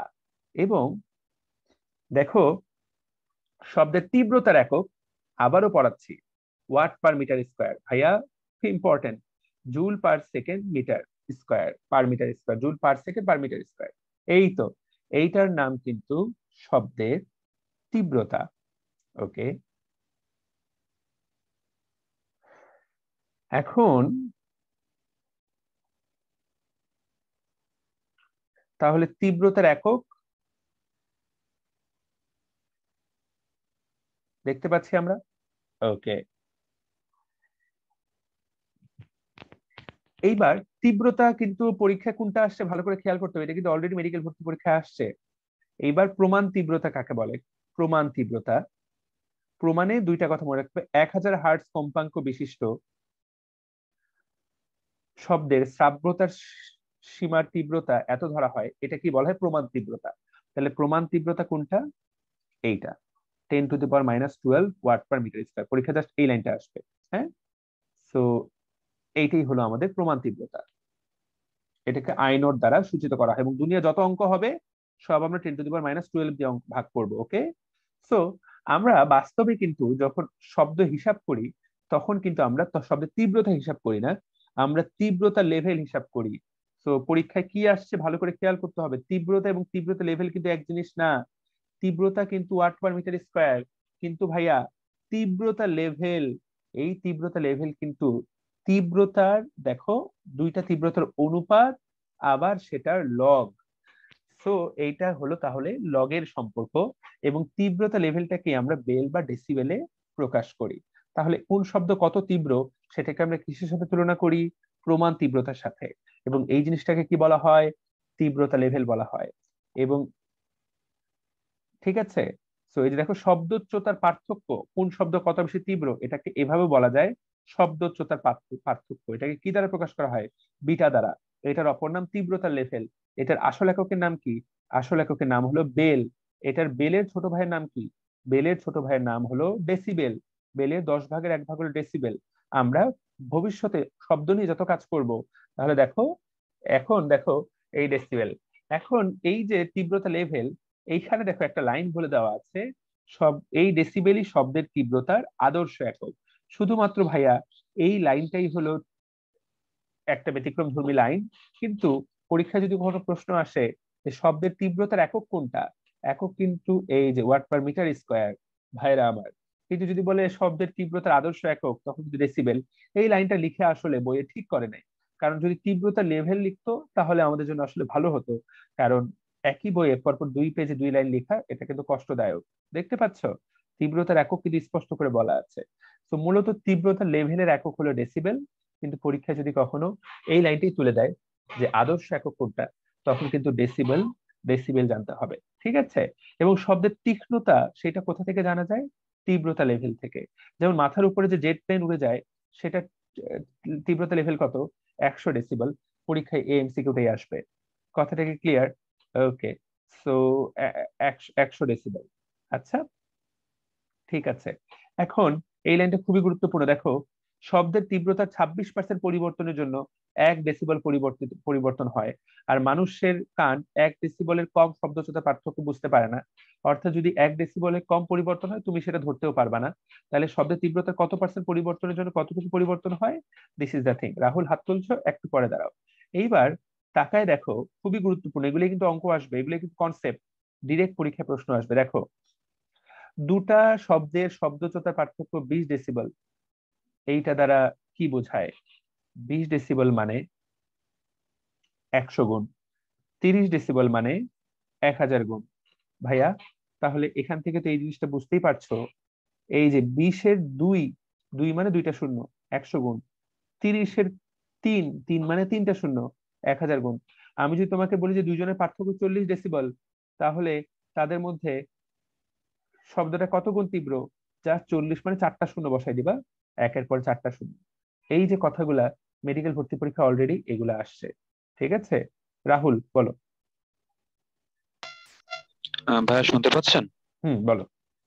জি ভাইয়া, আমার কাছে এই বইটা মানে একদম লেটেস্ট বইটা আছে। তো আমার এই বইটা হচ্ছে তীব্রতা লেভেল দেওয়া K0I/I0। এখানে লগের কোনো সম্পর্ক দেখা যাচ্ছে না। বাকিদের বইও কি একই অবস্থা?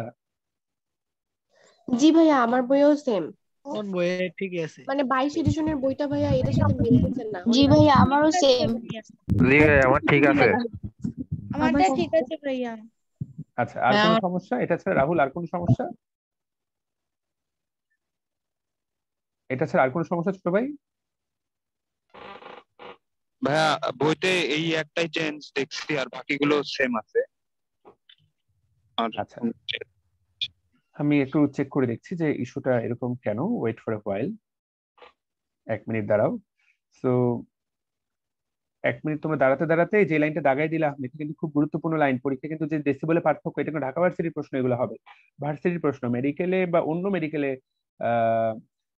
অন্য মেডিকেল বিভিন্ন ভার্সিটিতে তুমি পরীক্ষা দিবা। সো এই পরীক্ষাগুলোতে কিন্তু এই প্রশ্নটা আসবে।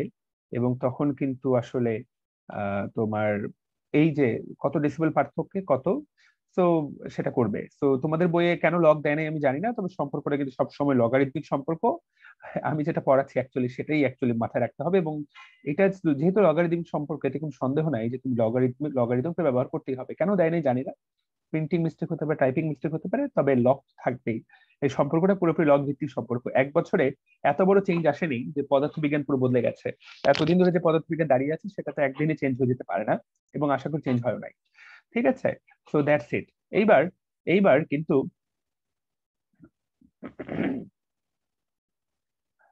এখানে এই লাইনটা খেয়াল করো, শব্দোচ্চতার লেভেল যখন 0 হবে, সেই শূন্যকে বলা হয় আমাদের শ্রাব্যতার নিম্ন সীমা। আমরা শুনতে পারি সবচেয়ে কত শব্দ শুনতে পারি? আমরা কিন্তু 0 ডেসিবেল সবচেয়ে কম শুনতে পারি। হ্যাঁ, আর সবচেয়ে বেশি শুনতে পারি কত? 120 ডেসিবেল। তাকায় দেখো, আমাদের কোন শব্দটা কানে জ্বালা তৈরি করে? পরীক্ষা এটাই আসবে, কানে জ্বালা তৈরি করে কোনটা? দেখো 120 ডেসিবল, এটাই শব্দচ্যুতার সর্বোচ্চ সীমা।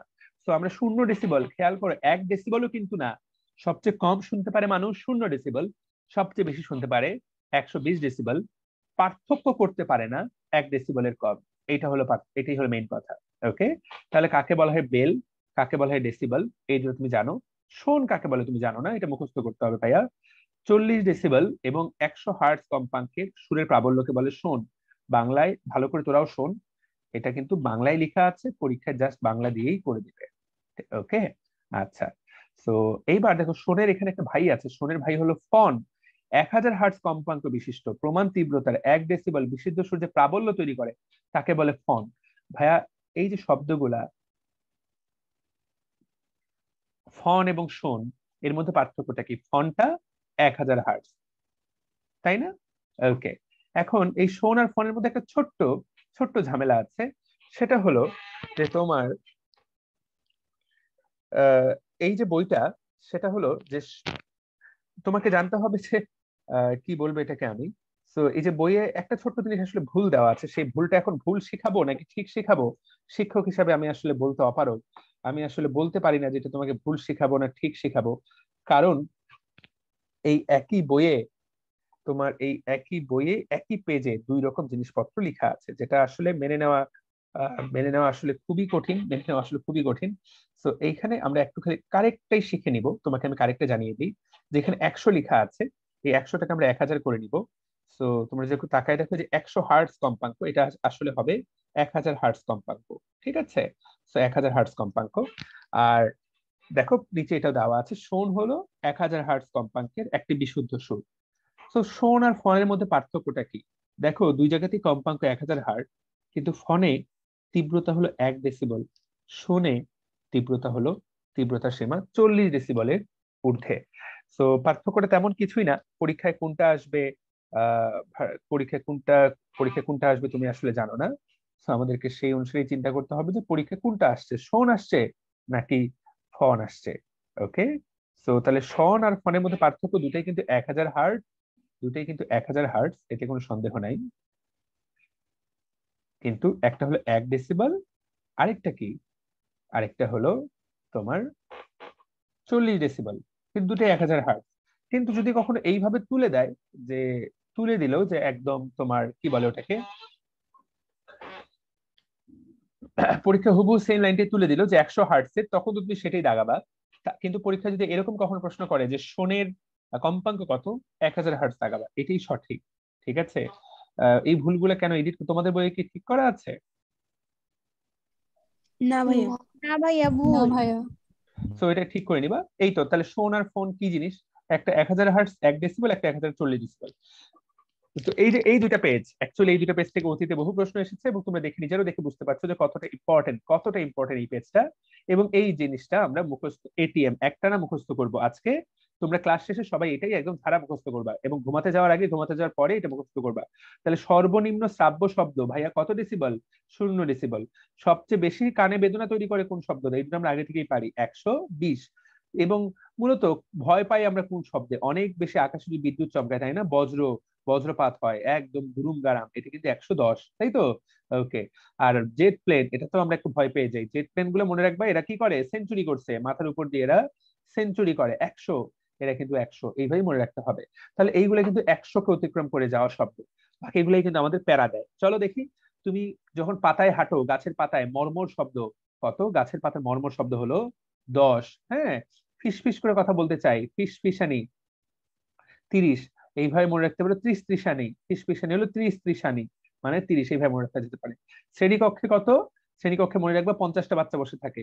শ্রেণীকক্ষে কতগুলো বাচ্চা থাকবে? 50টা। হ্যাঁ, আর স্বাভাবিক কথাবার্তা হলো দেখো 60। তো স্বাভাবিক দন্তস্ব দিয়ে স্বাভাবিক, এটা দিয়ে মনে রাখবা 60, স্বাভাবিক 60, এইভাবে মনে রাখতে হবে। ব্যস্ততম রাস্তা হলো 70, আর কলকারখানা হলো 90। ভাইয়া এটা এটিএম একটা না মুখস্থ। পাশাপাশি তোমাদেরকে আরেকটা জিনিস আমি একটু বলে দিই, তোমাদের কাছে যদি শাহজাহান তপন স্যারের বইটা থাকে, শাহজাহান তপন, এটা অবশ্যই তুমি লেকচার নোট থেকে এই টপিকটা পড়বা, সেইখান থেকে আমাদেরকে এই বক্সটা পড়তে হবে। ভাইরা আমার, এইটা ছাড়াও এইটা ছাড়াও কিন্তু ভর্তি পরীক্ষায় প্রশ্ন আসছে। ভর্তি পরীক্ষায় কিন্তু এই ইসাক স্যার ছাড়াও প্রশ্ন আসছে। আমি Shahjahan Tapan plus lecture note দুইটাই তোমাদেরকে এখান থেকে দেখতে বলবো।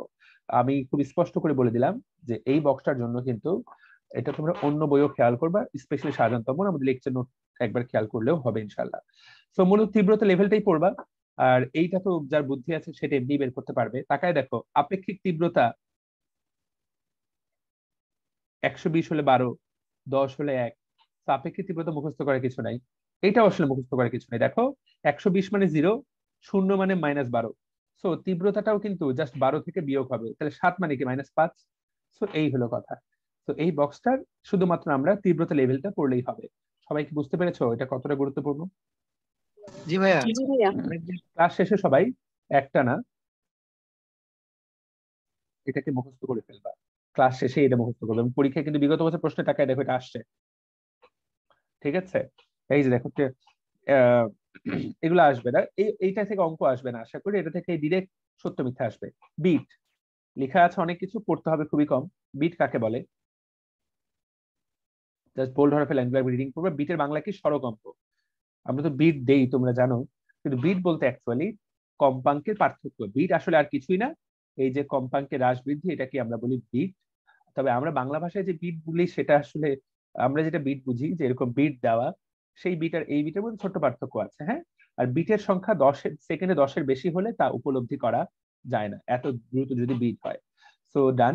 এবার দেখো প্রতি সেকেন্ডে 5টি বিট বলতে কি বোঝায়, কয়েকটা কথা জানতে হবে। 1 নাম্বার, শব্দের তীব্রতা প্রতি সেকেন্ডে 5 বার হ্রাস বৃদ্ধি হয়। তাদের মধ্যে কম্পাঙ্কের পার্থক্য 5। উচ্চদর কম্পাঙ্কের কম্পাঙ্কগুলোর মধ্যে পার্থক্য হলো 5 হার্টজ। ওকে, আর এই লাইনটা জানতে হবে, সর্বোচ্চ এবং সর্বনিম্ন তীব্রতার মধ্যে সময়ের ব্যবধান 1/2n। n বলতে এখানে বিটের সংখ্যা, বিট মানে হলো 5.1 সেকেন্ড। এগুলো দিকে অঙ্ক আসতে পারে, অঙ্ক আসতে পারে না। তারপরও মনে রাখতে হবে যে তীব্রতা হ্রাস বৃদ্ধি হয়, কম্পাঙ্কের পার্থক্য 5। এই দুটো লাইন বেশ গুরুত্বপূর্ণ। বিট হওয়ার কিছু শর্ত আছে দেখো। 1 নাম্বার, বিট হওয়ার জন্য কিন্তু দুটা তরঙ্গ লাগবে এবং এই তরঙ্গগুলোকে একই সময় উৎপন্ন হতে হবে। তাদের কম্পাঙ্ক তীব্রতা প্রায় সমান হতে হবে। ভাইয়া সমান না, কিন্তু প্রায় সমান। সমান হলে তো 0 হয়ে গেল, কম্পাঙ্কের পার্থক্য না থাকলে তো আর বিট হবে না। প্রায় সমান, কাছাকাছি, কিন্তু এই ছোট্ট পার্থক্য যেটা থাকবে সেটার জন্য বিট উৎপন্ন হবে। তাদের সরণ একই রেখায় হতে হবে। এই যে প্রায় সমান কথাটা, প্রায় কথাটাই কিন্তু আসলে ইম্পর্টেন্ট, যারা ক্লাসটা করছো আসলে এই কথাটাই গুরুত্বপূর্ণ। হ্যাঁ, আচ্ছা। তো এই 3টা লাইন পড়লেই হচ্ছে, আর লাগবে না। বিট গঠনের কৌশল পড়ে লাভ নাই। বিটের বৈশিষ্ট্য এগুলো অপ্রয়োজনীয় কথা, তারপরে রিডিং করতে পারো একবার। এগুলো থেকে প্রশ্ন এই পর্যন্ত আসে নাই, হুদাই জাস্ট পড়া, এগুলো হুদা কামে পড়া, কোনো মানে হয় না। পড়লে পড়লে, না পড়লে নাই। এই লাইনটা আসবে। বিট কি হয় বুঝতে পারি আমরা, দুটা শব্দের কম্পাঙ্কের পার্থক্য।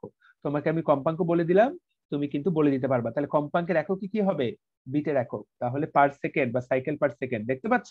তাহলে বিটের একক কিন্তু কম্পাঙ্কের পার্থক্যের সমান। এইবার পরীক্ষায় আসবে এইটা, ফরজে আইন।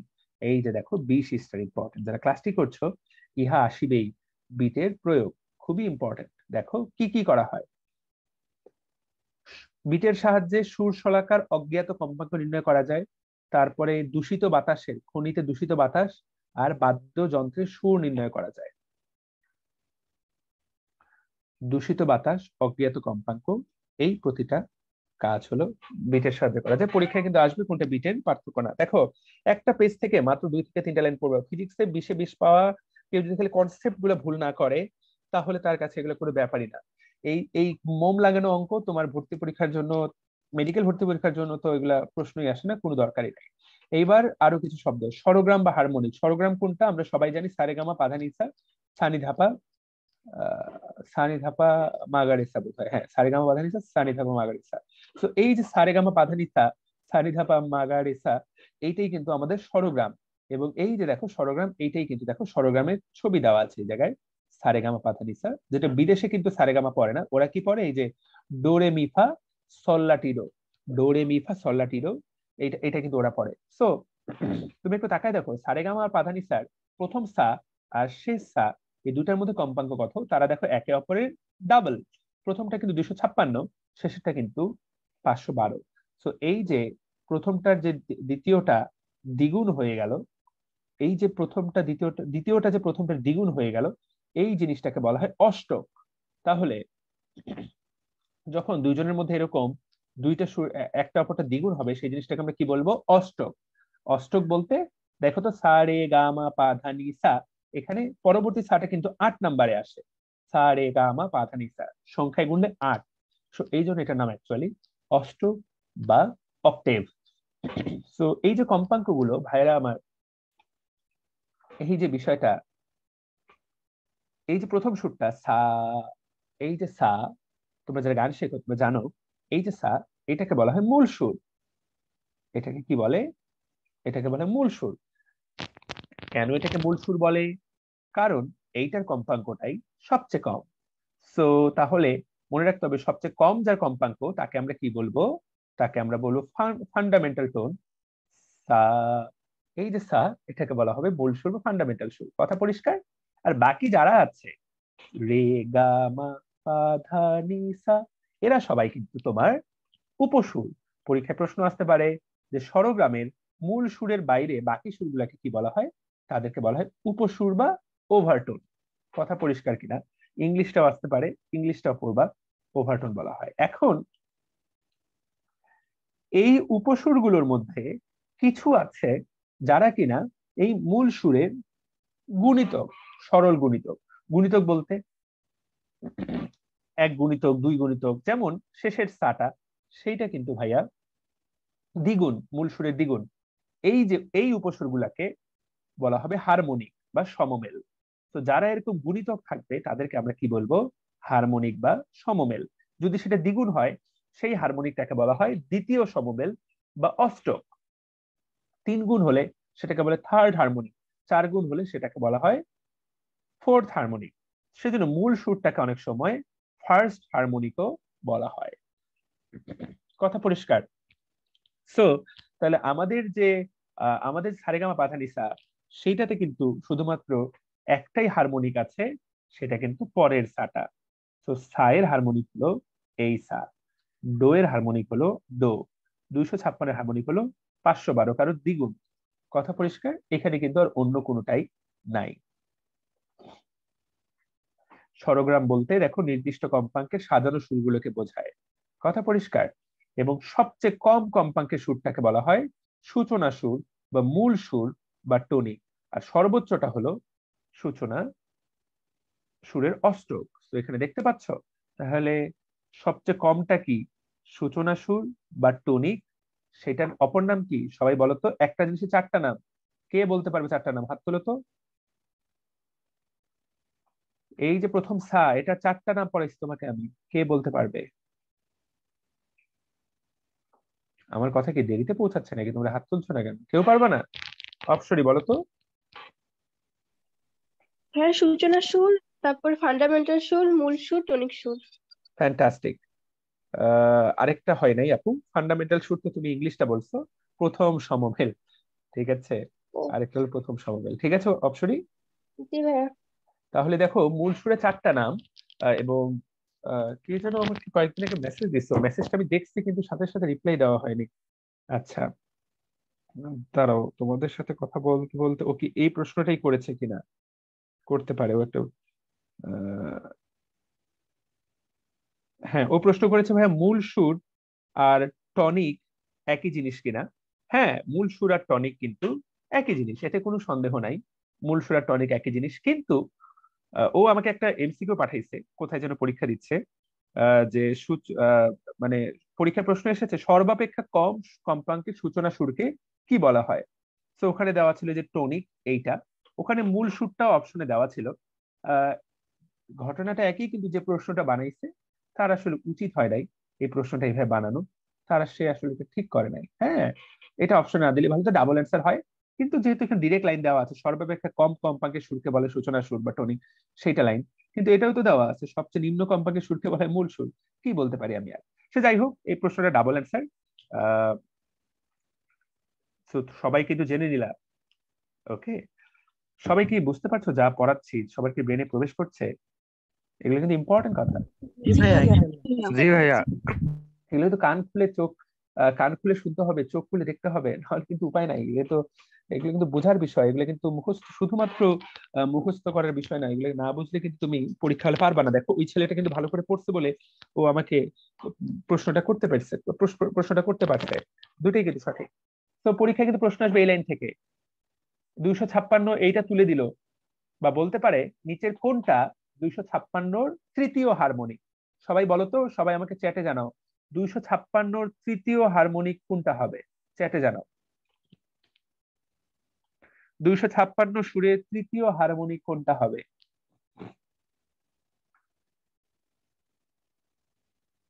256-র তৃতীয় হারমোনিক কত হবে? 256 তৃতীয় হারমোনিক কোনটা না বলে তুমি বলো 256 তৃতীয় হারমোনিক কত হবে, বা কোনটা হবেই বলো, সমস্যা নেই। ইয়েস, ভেরি গুড, সবাই পারছো। ফাতিমা পারে নাই, ফাতিমা ভুল হয়েছে।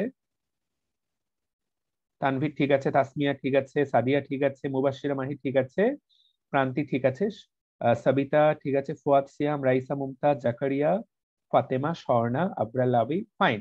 যারা 768 উত্তর করছো সবার ঠিক আছে, যারা 512 উত্তর করছো ধরা।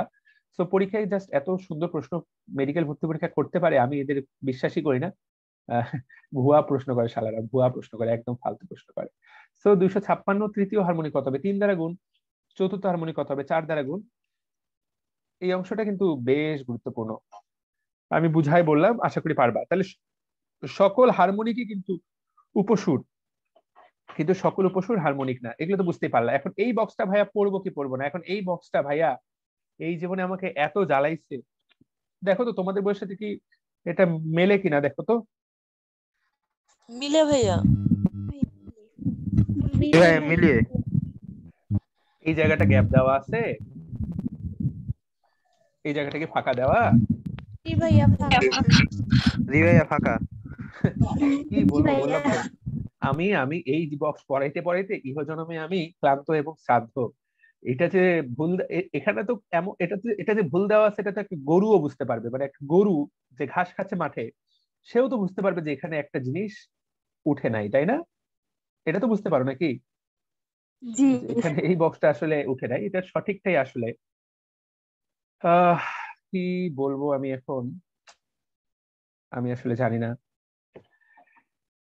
আচ্ছা, এই বক্স এভাবে জীবনে বহুবার পড়াইছি, কিন্তু খুব একটা লাভের লাভ হয় নাই। এই বক্স এভাবে পড়ে আসলে খুব যে একটা লাভ হয় তা না। আমি তোমাদেরকে যেটা করব সেটা হলো যে কয়েকটা পড়তে বলবো। সমায়ন কাকে বলে, অষ্টক কাকে বলে, আমি কয়েকটা পড়তে বলবো, সেই কয়টা তুমি পড়বা। হ্যাঁ, তুমি শুধু যে অর্ধসুরা লঘুসুরি 4টা পড়ো, বাকিগুলো পড়ে লাভ নেই। তুমি ভাই 4টা ঠিক আছে, এই 4টা ঠিক মতো পড়ো। এই বক্সটা জাস্ট একটা ভুয়া বক্স, মেজাজটা জাস্ট গরম হয় এই বক্সের দিকে তাকাইলেই আমার। এতদিন ধরে প্রত্যেক এডিশনে স্যার এটা উল্টাপাল্টা দিয়ে রাখে, এক এডিশনে এক একটা দেয়।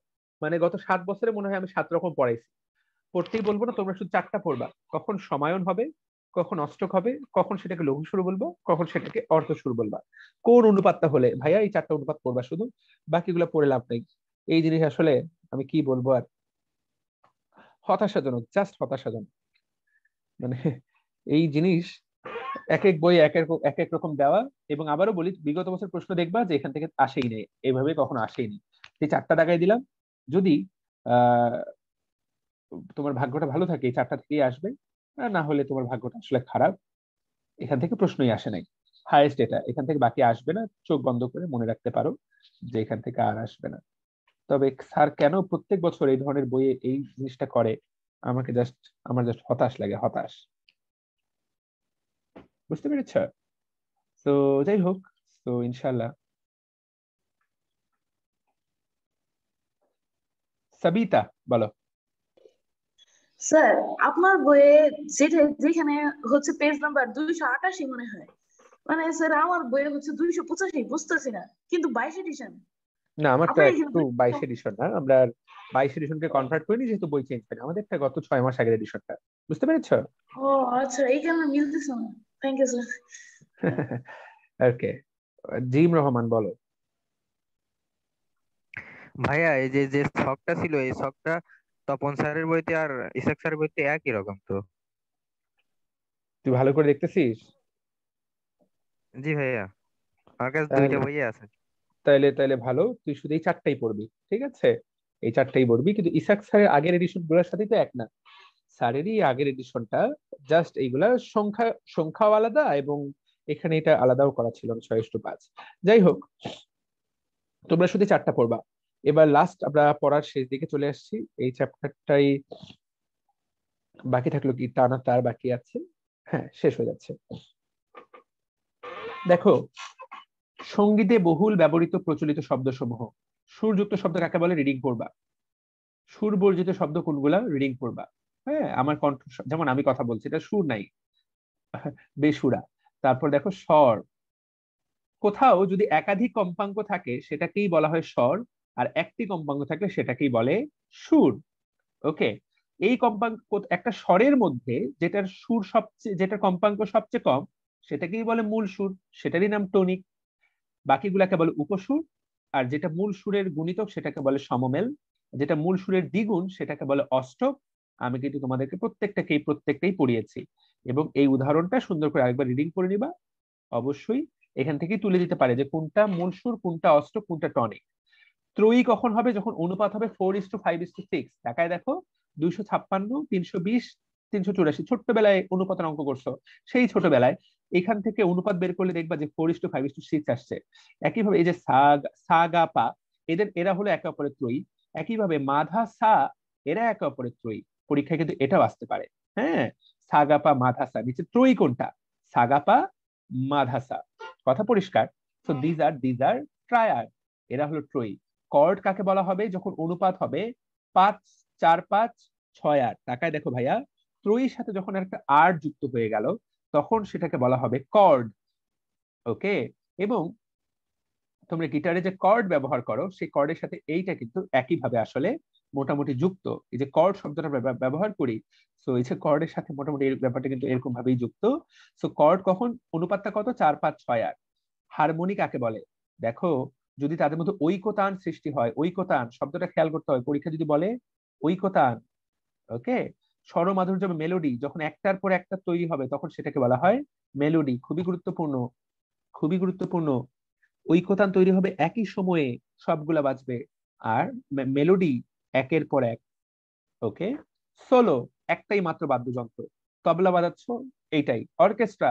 তবলা বাজাচ্ছ, ভায়োলিন বাজাচ্ছ, হারমোনিয়াম বাজাচ্ছ, কিবোর্ড বাজাচ্ছ, সবগুলা, তাহলে একাধিক বাদ্যযন্ত্র দিয়ে তৈরি হবে অর্কেস্ট্রা। টনিক, দেখো সর্বাপেক্ষা কম কম্পাঙ্কের সূচনা স্বরকেই বলে টনিক। এই লাইনটা তো অলরেডি পরীক্ষায় আসছে, আবারও বলছি এটাই পরীক্ষায় আসবে, আসছে যখন ভবিষ্যতেও আসবে, তাই না? সো এই তো বারবার করে একটা চ্যাপ্টারে আমি পড়িয়ে দিলাম। এইবার সঙ্গীত গুণ বিশ্লেষণে পদার্থবিজ্ঞানের অবদান। এই যে আজকের যত মিউজিক সফটওয়্যার, তোমার ফোনের যে মিউজিক সফটওয়্যার, তো এইগুলা কিন্তু এই ফিজিক্স জিনিসগুলাকে ডিফাইন করেছে। এবং আজকে যে অটো টিউনার, তারপর আজকে যে গানগুলা গাচ্ছে এবং কণ্ঠের যে এত খেলা হচ্ছে, কিভাবে হচ্ছে? এই কণ্ঠের এত খেলা হচ্ছে মূলত আমরা কম্পিউটারে আমরা প্রযুক্তির মাধ্যমে সুরকে ভাঙতে পারি, সুরকে আলাদা আলাদা করতে পারি, কোনটা ভালো শোনাচ্ছে সেটা আমরা করতে পারি।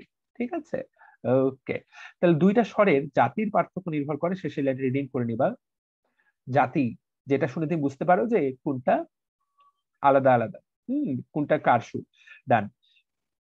বোল্ড হরফ পাইলেই রিডিং করতে হবে। মূলত পড়া আমাদের শেষ। এতক্ষণ ধরে যা পড়ালাম সেগুলো থেকে পরীক্ষায় প্রশ্ন আসবে। দেখো, শব্দের 3টা বৈশিষ্ট্য: শব্দচতা, তীক্ষ্ণতা, গুণ বা জাতি। আমরা অলরেডি এটা জানি, শব্দচতা কাকে বলে? শব্দটা কত জোরে হচ্ছে, তাই না? তীব্রতার অলরেডি একক আমরা জানি, এগুলো আমরা পারি। তীক্ষ্ণতাটা কি? কোন সুরটা চিকন, কোন সুরটা মোটা, সেটা বোঝা যায়। আর জাতি কোনটা? কোনটা তবলার শব্দ, কোনটা হারমোনিয়ামের শব্দ, সেটা যেটা তারা পার্থক্য করেছে সেটাকে বলা হয় জাতি। কথা পরিষ্কার? এই তো শোরগোলযুক্ত শব্দের বৈশিষ্ট্য রিডিং পড়বা, এগুলো জাস্ট রিডিং পড়বা, এগুলো থেকে প্রশ্ন আসেইনি এই পর্যন্ত জীবনে, তখন ভবিষ্যতে আসবে না, জেনে রাখা ভালো। লাস্ট কথা, টানা তারের সূত্র। ভাইয়া সূত্রটাই জানতে হবে। টানা তারে আমরা কোন সূত্রটা ব্যবহার করি? ভাইয়া সূত্রটা জানাটাই হলো আসল। 1/12 √T/m। এই যে √T/m, এইটা দ্বারা আমরা কিছু সূত্র পড়বো। প্রথমটাই হলো তোমার দৈর্ঘ্যের সূত্র। দৈর্ঘ্যের সম্পর্কটা কি দেখা যাচ্ছে? 1n/12। তাহলে দৈর্ঘ্যের কি? টানা তারের কম্পাঙ্কটা দৈর্ঘ্যের ব্যস্তানুপাতিক, 1/12 ব্যস্তানুপাতিক। কথা ক্লিয়ার? টানের সূত্র, টানের সাথে সম্পর্কটা কি? বর্গমূলের সমানুপাতিক, √T। এই সূত্রটা একটা মনে রাখলেই এগুলো উত্তর করা যায়। ভরের সাথে কি সম্পর্কটা? ভরের সাথে দেখো সম্পর্কটা বর্গমূলের ব্যস্তানুপাতিক। এই তো, তুমি শুধুমাত্র ওই সূত্রটা মনে রাখবা, তাহলেই হয়, আর এগুলোতে কিছু লাগে না। বায়ু স্তম্ভের কম্পন। এক মুখ বদ্ধ নলে জাস্ট একটা লাইন পড়তে হয়। এক মুখ বদ্ধ, যে নলটার একটা মুখ কি, একটা মুখ বদ্ধ, সেই নলে আমাদেরকে শুধু মেইন কথাটা জানতে হবে। এক মুখ বদ্ধ নলে শুধুমাত্র অযুগ্ম হারমোনিক গুলাই উৎপন্ন হবে। অযুগ্ম হারমোনিক বলতে 1 3 5 7, সেখানে হারমোনিক উৎপন্ন হবে এবং অযুগ্ম হারমোনিক উৎপন্ন হবে। এই কথাটা অযুগ্ম মানে জোড়, বেজোড়, বেজোড় সংখ্যা, বেজোড় হারমোনিক উৎপন্ন হবে। ঠিক আছে, 1 3 5 7 হারমোনিক উৎপন্ন হবে এবং 1 3 5 7 নয়, এরকম হারমোনিক উৎপন্ন হবে। আর দুই মুখ খোলা নলে দেখো, একটা লাইন পড়াচ্ছি, যুগ্ম অযুগ্ম সকল হারমোনিকে পাওয়া যাবে। সেই জন্য দুই মুখ খোলা নলেই মূলত বেশি সুমধুর সুর উৎপন্ন হয়, কারণ সেখানে সকল ধরনের হারমোনিক পাওয়া যায়। তো তুমি এই লাইনটা জানলেই হয়। এটার একটা ছোট্ট, কোনো অঙ্ক করবা না, তোমাকে মাত্র একটা করে লাইন পড়ালাম, তোমরা সবাই সে একটা লাইন পড়বা আর এই পার্থক্যটা করবা। তাহলে এক মুখ খোলা নলে শব্দটা যেহেতু শুধু অযুগ্ম, খুব বেশি শ্রুতি মধুর না, 1 3 5 7। দুই মুখ খোলা নলে কিন্তু ভাইয়া 1 2 3 4 5, তো খুব শ্রুতি মধুর। ওকে, সো এই দুটো কথাই আসলে জানার, এছাড়া এগুলাতে আসলে জানার কিছু নেই। এই অঙ্কগুলো তোমাদের করতে হবে না। তরঙ্গ চ্যাপ্টারটাতে আমি বেশ কিছু জিনিস খুব ভালো করে মার্ক করে দিলাম। এরই সাথে সাথে তরঙ্গ চ্যাপ্টারের এখানেই আমি